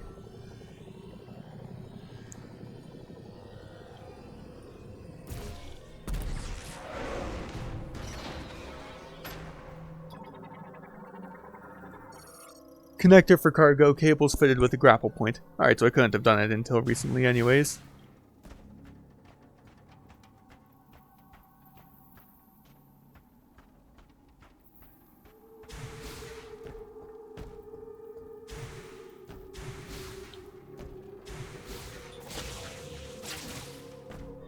Oh, it was just for a missile expansion? Alright.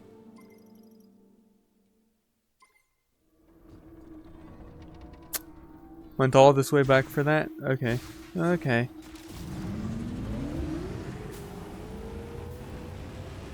Might as well head to the save station over here. Okay, I think I might actually get back on the main story kinda soon. Got really distracted with green crystals.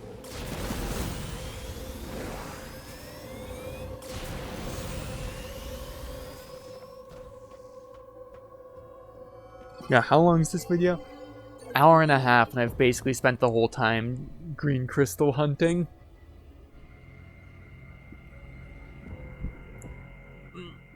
I have roughly another hour and a half, so I'll probably just make this another 3-hour episode.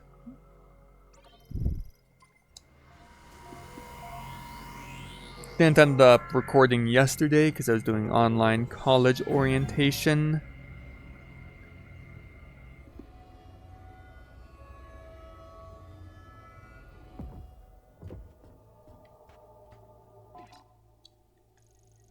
Okay. But where could the last pieces be?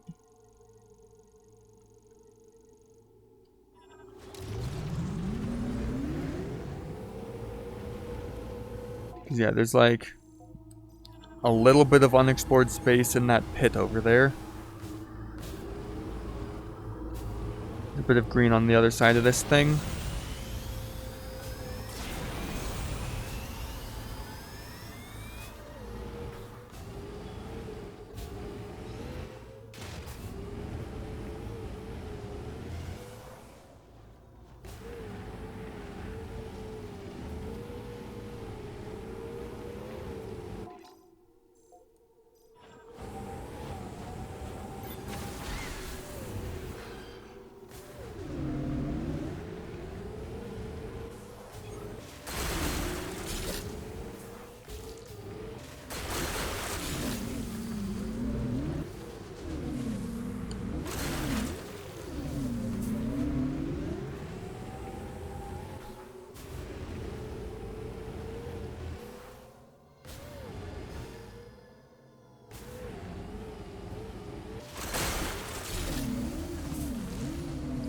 Pretty sure I've done this one.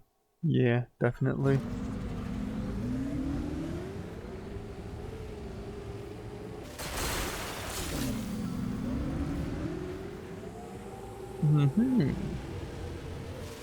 More green.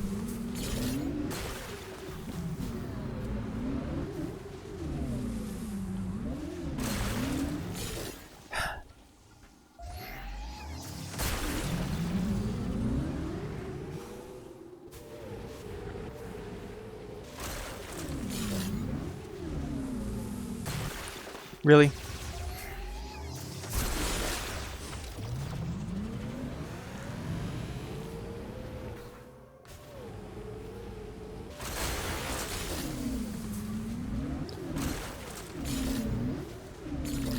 See, I know I'm not quite done yet because there's gotta be... find a way to break Denzium and then head back out here. Then there's also the Kronos Tower, so I know this mine area won't be like the last area. These rolling guys, they either feel like piss easy because they're like right in front of you just getting beaten up like that, or they're doing that thing where they're spinning around you really fast and then you can't really like see them. They're just kind of frustrating. Like, there's no in between with them. They're either so easy it feels like you might as well not bother, or just so annoying that you just want to drive away.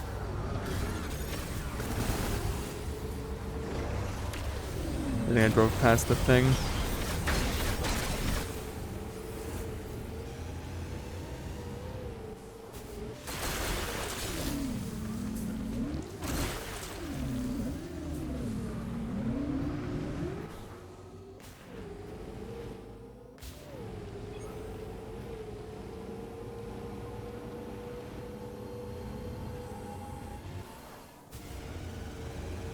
Alright, so there's some crystal here.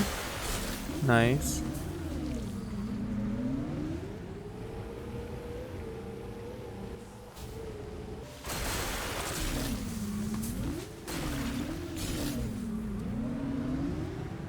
Alright, really clearing the area out.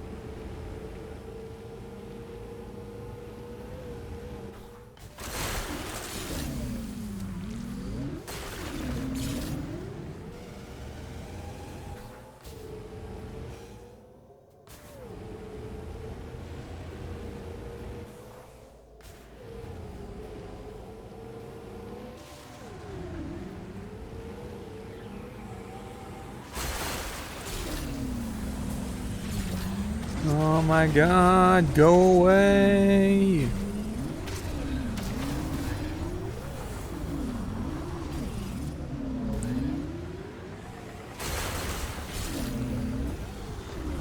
Like these... Like if there were like...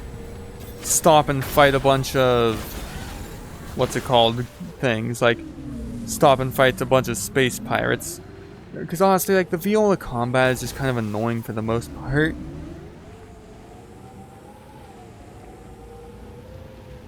Like, during that boss fight, the lava boss fight was like the only time it was actually really fun.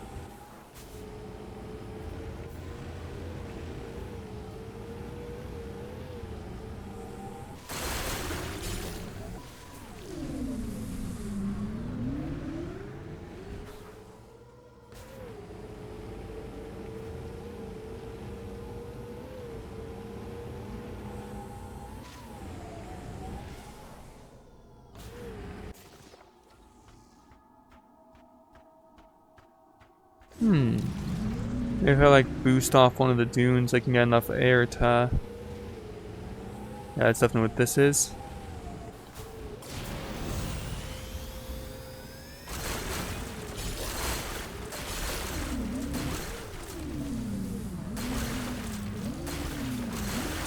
Yeah, watch it introduce like oh, you got unlocked the green shot, and you break these big blocks to get green shot ammo expansions.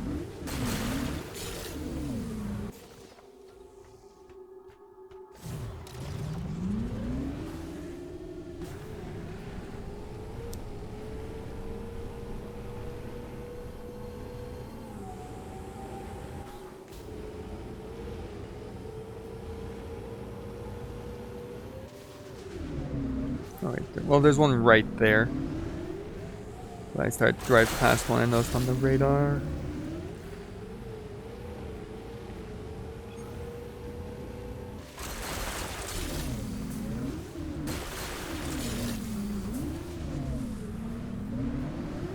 Alright.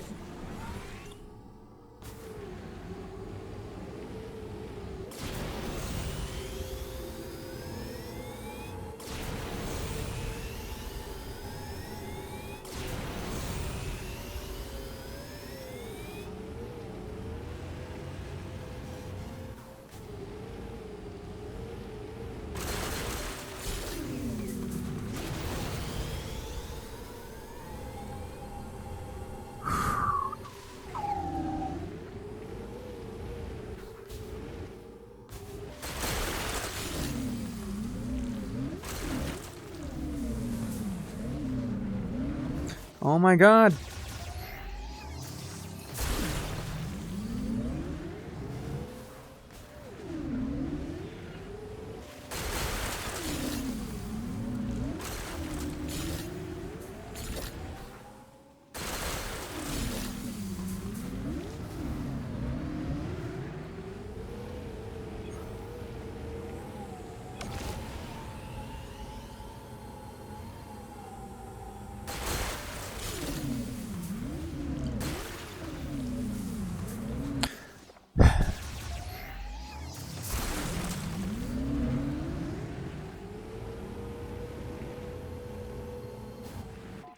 anywhere unexplored? Actually, I'm driving towards an unexplored spot right now.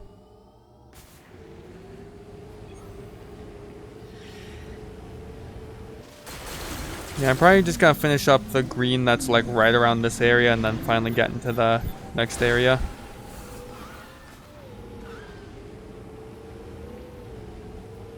Oh wait, that one off there, I know that's the...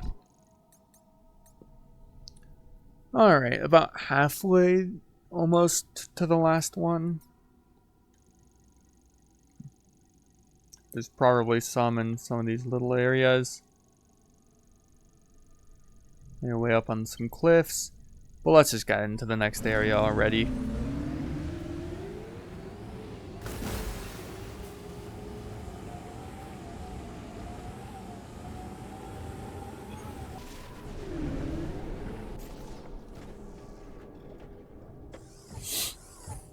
Samus,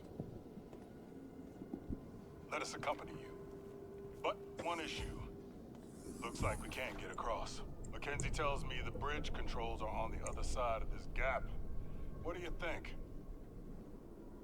Samus, hey, if you can get this bridge working, there's an elevator on the other side that'll take you down into the mines. You'll want to be careful underground. I'm not getting any readings. That's why we're here. Ready when you are, Samus. Alright.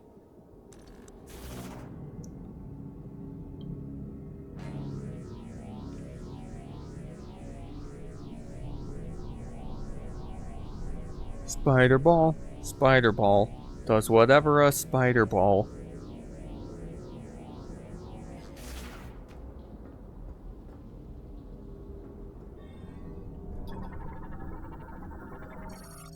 Bridge control terminal extends and retracts the bridge connecting the Great Mines to Soul Valley. Touch the hologram to operate.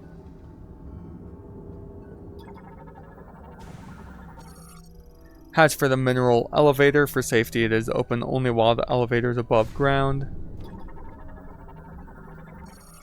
Elevator terminal calls the elevator that leads into the Great Mines. Touch the hologram to activate.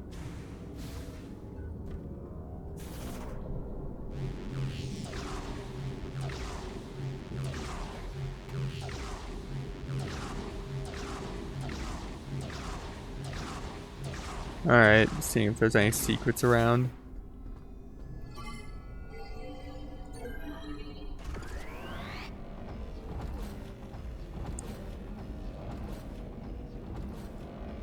The bridge! The bridge!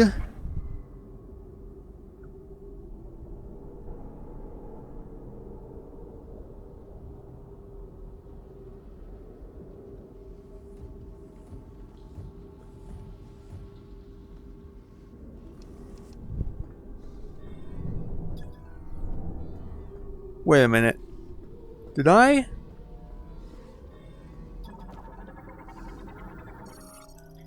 Grapple node used by maintenance tanks.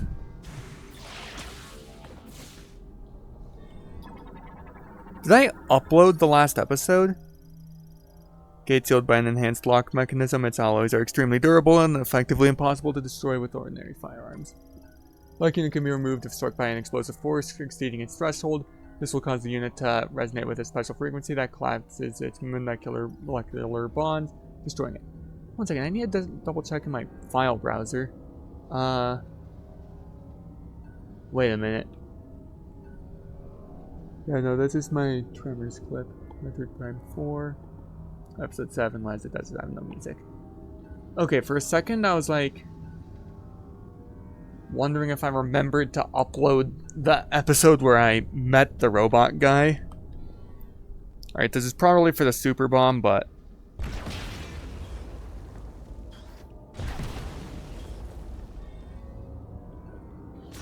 or whatever, diffused oscillation blast or whatever.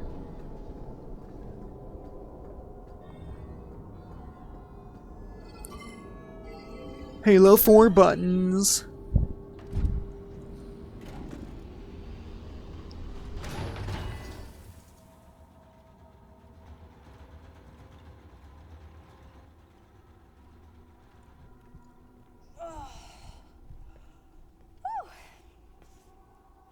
All that training. Shut up. focusing on the sniper guy, the best one. What is it? Nothing good. Grievers inbound. Multiple contacts. Big fight against the Grievers.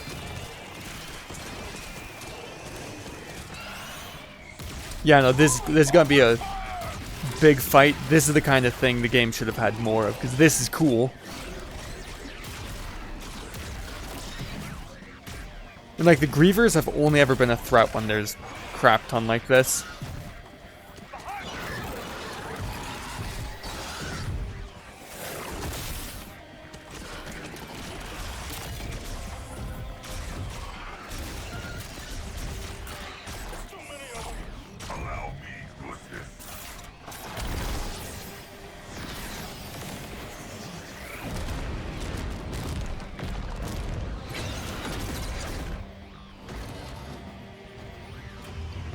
Oh. Kinda disappointed it didn't get to be gameplay, but that was still a cool cutscene. Elevator's here. Let's go. Now.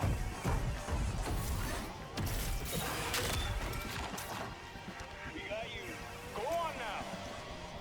You know, a sniper really shouldn't be staying up there where there's close combat going on. Like, they're getting too close. I don't know.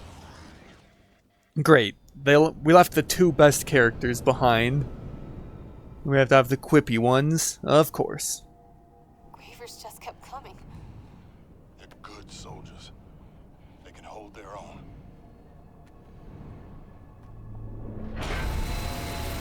I wanted to have a level with the sniper guy again. Stop. I don't know. Might be stuck. Let's get out of here. Copy that. We can't get down from here. Lead the way, Samus.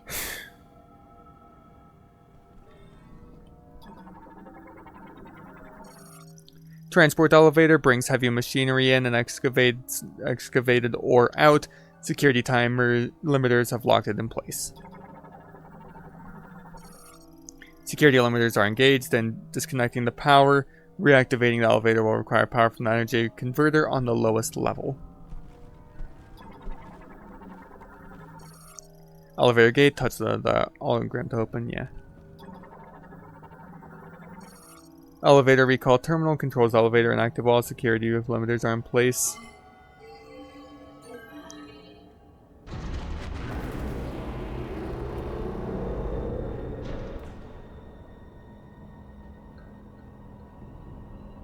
I don't know what's so great about these. So this is the belly of the beast, huh? Not impressed. Shut the fuck up. It's funny when I do it because I'm the YouTube guy. You're in the game. You're supposed to adhere to the creepy atmosphere and stuff. Shut up. This wouldn't have happened if they stayed up there and we had the sniper guy down here instead. Whoa. Sniper guy, my goat. This place is huge. Hello? Echo! Honestly, people who are worried about Mackenzie being annoying, so far, this Duke guy has been the most annoying, in my opinion. Because he actually does, like, the constant quippy talking, and it's not just during, like, the intro. The Mackenzie gets annoying when he's talking kind of like a blatant tutorial, when you're like, and it's like, stop reminding me to go places. This Duke guy is doing what people thought Mackenzie was gonna do, undercutting what should be cool areas with, "No, I'm not impressed." Like, shut up! Jeez! Like, Mackenzie had kind of cringe dialogue in the first area when things were more peaceful. That's not nearly as bad as this. Small mining gear container, primarily used for storing mining tools and first aid kits. It can be destroyed with standard firearms.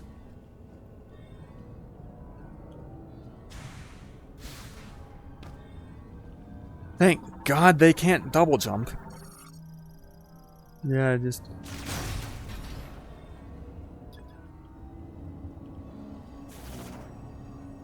Wait a minute. Oh, that's not psychic motes. Yeah, you know what?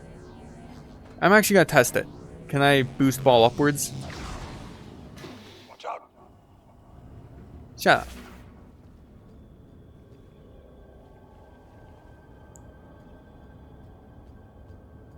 You're like, that dialogue wasn't that bad. Well, once again, it's not like all the dialogue is bad in this game.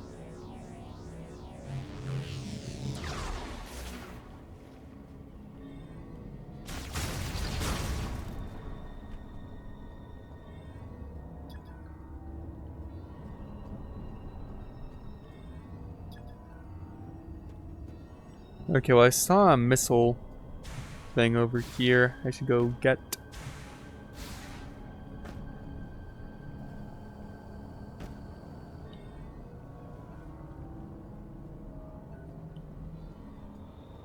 Where was it? It's this one. Yeah, easy peasy. It's just right here. Mechanoid maintenance tank movement and AI disabled. A short circuit was caused by contact with a high voltage current. Wait a minute.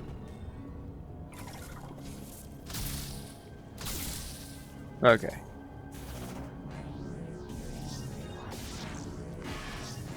Oh.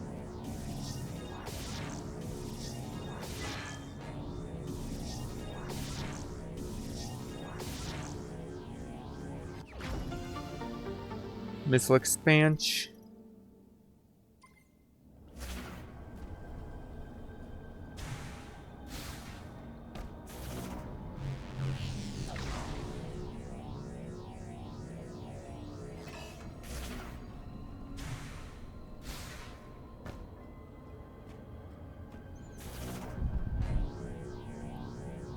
Going across. Yeah, okay.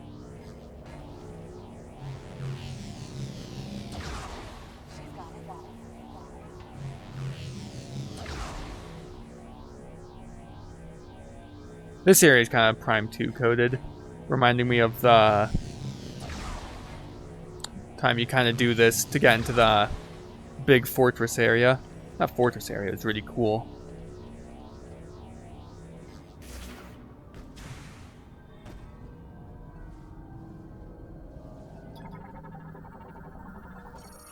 Energy lock system. Lock being used to seal off mining facility gate temporarily requires multiple individuals to release. To release, pull the defense shields on both sides, then apply a powerful burst of beam energy to the core. Then this neutralizes the lock, causing it to disengage. Similar to those in Icebelt, used to transport mining equipment and ore.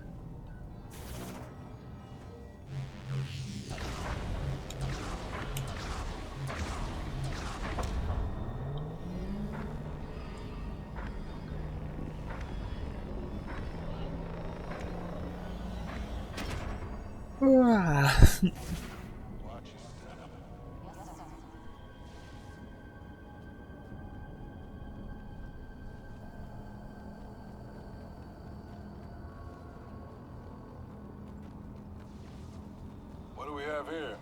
Grab a side, Sarge.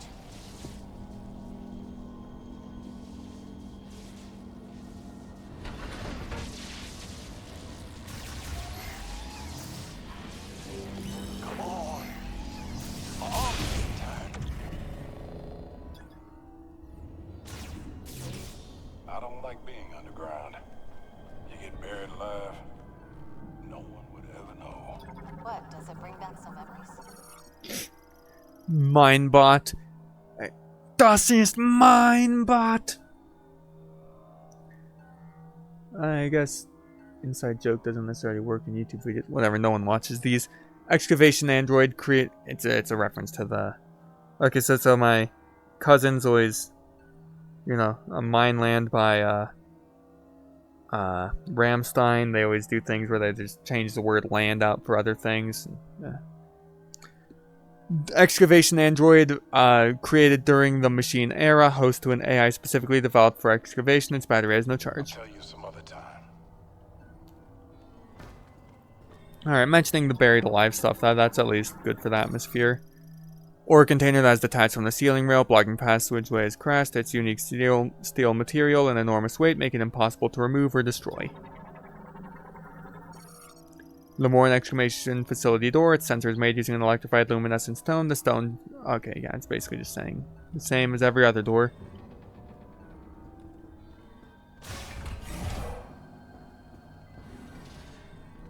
I bet this is the save station. Okay, not quite. Excavation area surveillance system. Area gamma accessing surveillance logs. Use of the mining cannon.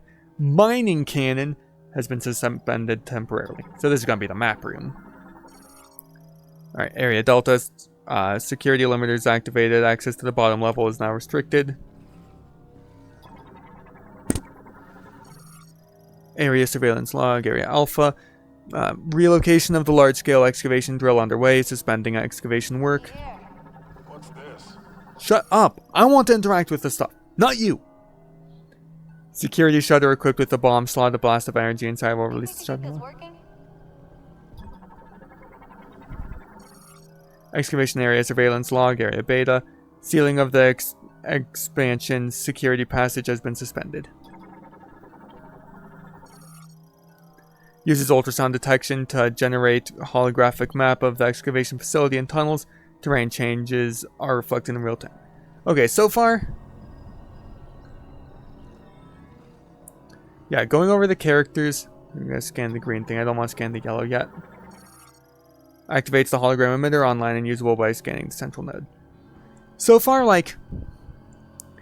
When characters are more low-key, like the sniper and... Like, you only work with the robot guy for a little bit. Those guys don't mess with the tone at all. They actually work pretty well with it, in my opinion. That's what all the characters in the game should be like. These guys, like... Look at the ice area again. Which is where both of the best characters come from. Best area in the game. Those characters are like, stay mostly out of the way. The robot you're only with for a little bit before splitting up. The sniper, you have like the fight area where you work with him and there's a room where you can talk to him. But for the most part, you're exploring the whole ice area on your own.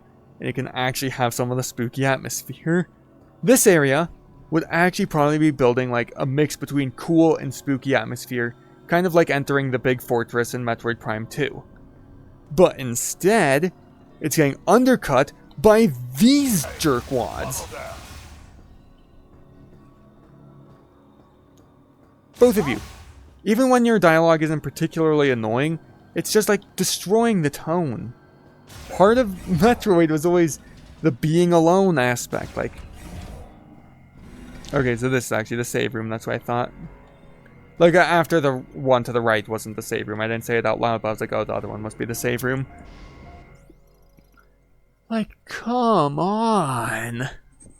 This area should be cool. Like, cool and mysterious. But, like, they should have all stayed up there to be like, oh, we're gonna fight off these grievers. Samus, you know what to do. And then we go down.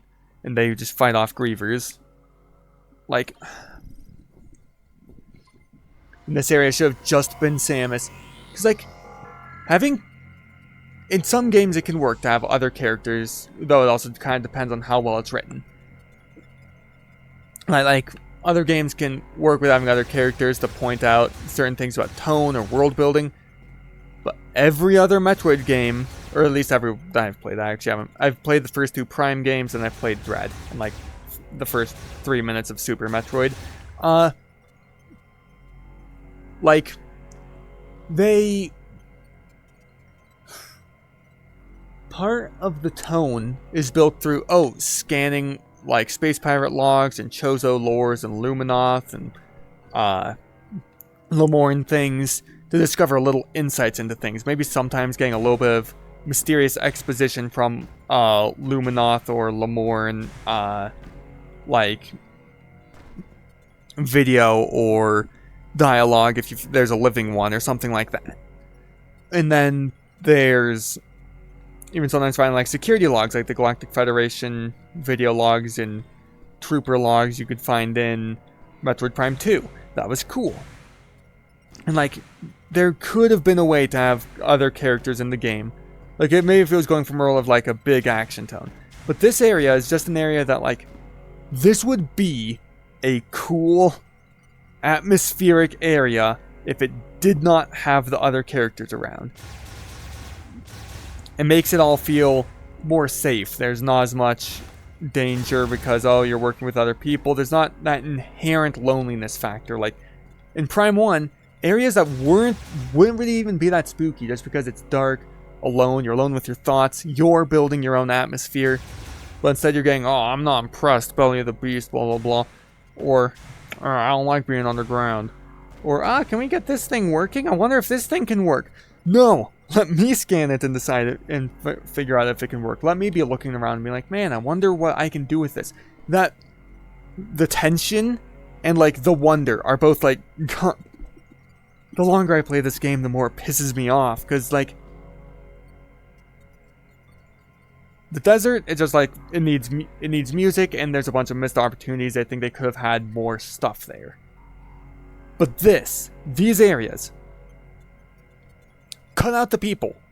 Make them not be here.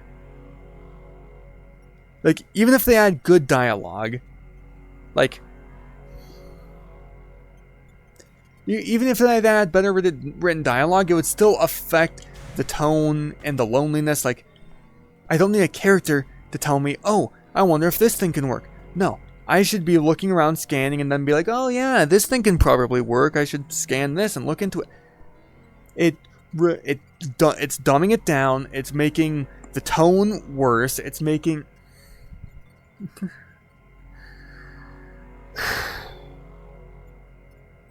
I really don't want to be a Metroid Prime 4 hater. Because, like, this area is... so far, could have a really good atmosphere if it didn't have these characters. You'd have to pick, like, the two most annoying ones. Mackenzie could be a little bit annoying, but that's usually more annoying when he's being a tutorial guy. Duke and Armstrong are the people actually talking like what people were worried Mackenzie was going to be. If I was down here with the sniper, I probably wouldn't be complaining as much, but honestly, if the sniper was around more, they probably would have found a way to make him annoying too. He's probably not as annoying because he's used in, like, not as much.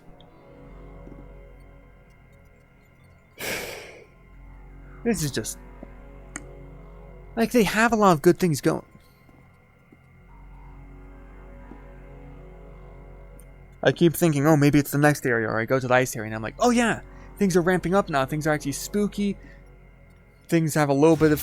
but, like, even the areas are just designed so linearly, and there's no interconnection between them because of the big desert open world, and it's just... I really want to love this game.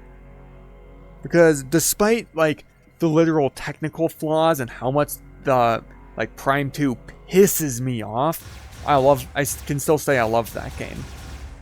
This game, it's like, despite how much I like it, I don't know if I can say I love it. It's just because of the things that annoy me.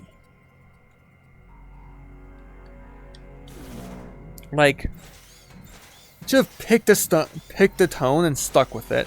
Because it's like trying to throw you into Metroid Prime 1 areas with the Metroid Prime 1 tone, but then throwing in all these other characters that are just mucking the tone up. If there was like... if it was just always like bigger action tone, like I was talking about when I was driving around through the desert, like if the entire game had the tone of like that first area, or like if that was like the main tone going through, and then there was like some quieter, calmer areas where you're not around other characters to like break it up, to make the big areas feel big, like kind of like Halo 1, where like you go through some mysterious hallways for a little bit, where it's a little bit quieter, or you're sneaking around for a bit. But overall, the main tone is these big fights with the Covenant, and then enemies fighting each other, like the Covenant fight the Sentinels. That would be kind of like how the Space Pirates would fight the Cybots, and like... they could have done so much with this.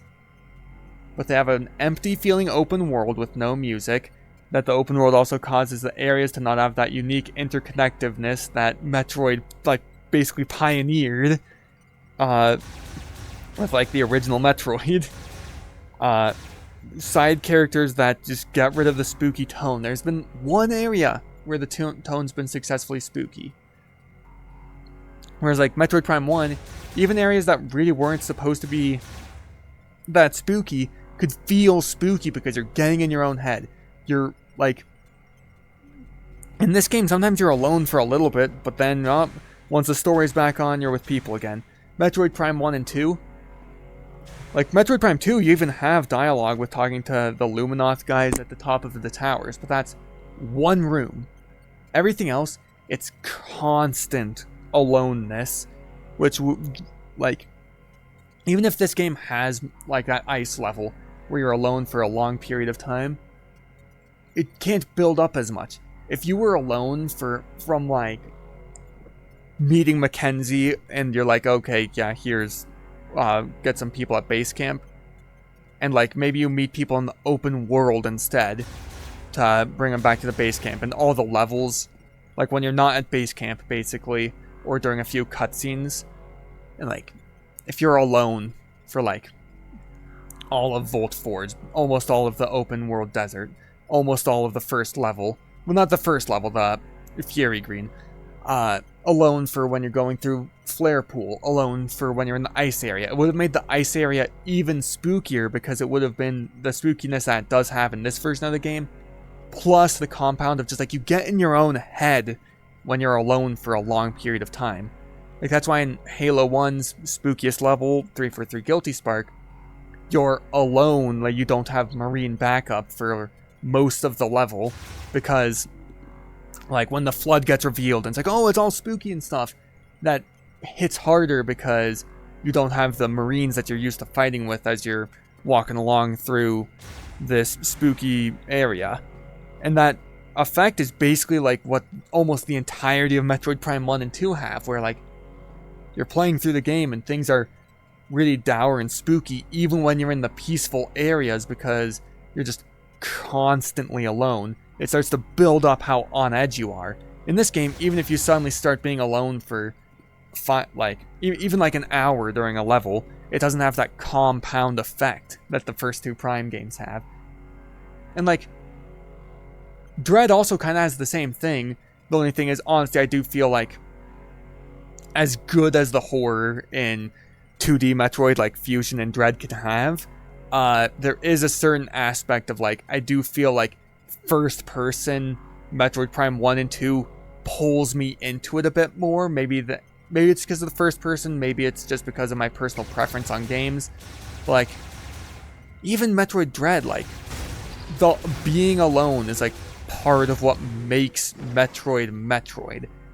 Loneliness is, like, one of the key atmospheric pieces of Metroid. And if they were going to go for a different tone, like, as I was saying, big Warzone tone, it was different in that first level, but I was digging it. That opening cutscene was so cool. Seeing the giant ships was so cool. It could have been a different tone. There would have been a decent amount of people upset that it wasn't as spooky like classic Metroid Prime. But it would have been its own unique thing that was cool. Because right now it's like it's throwing you into levels that should be spooky like Metroid Prime 1 and then undercutting it. And also, like, the more linear level design would have worked more if it had more combat focus. But the big combat focus on the Grievers are piss easy. You just... Griever's dead.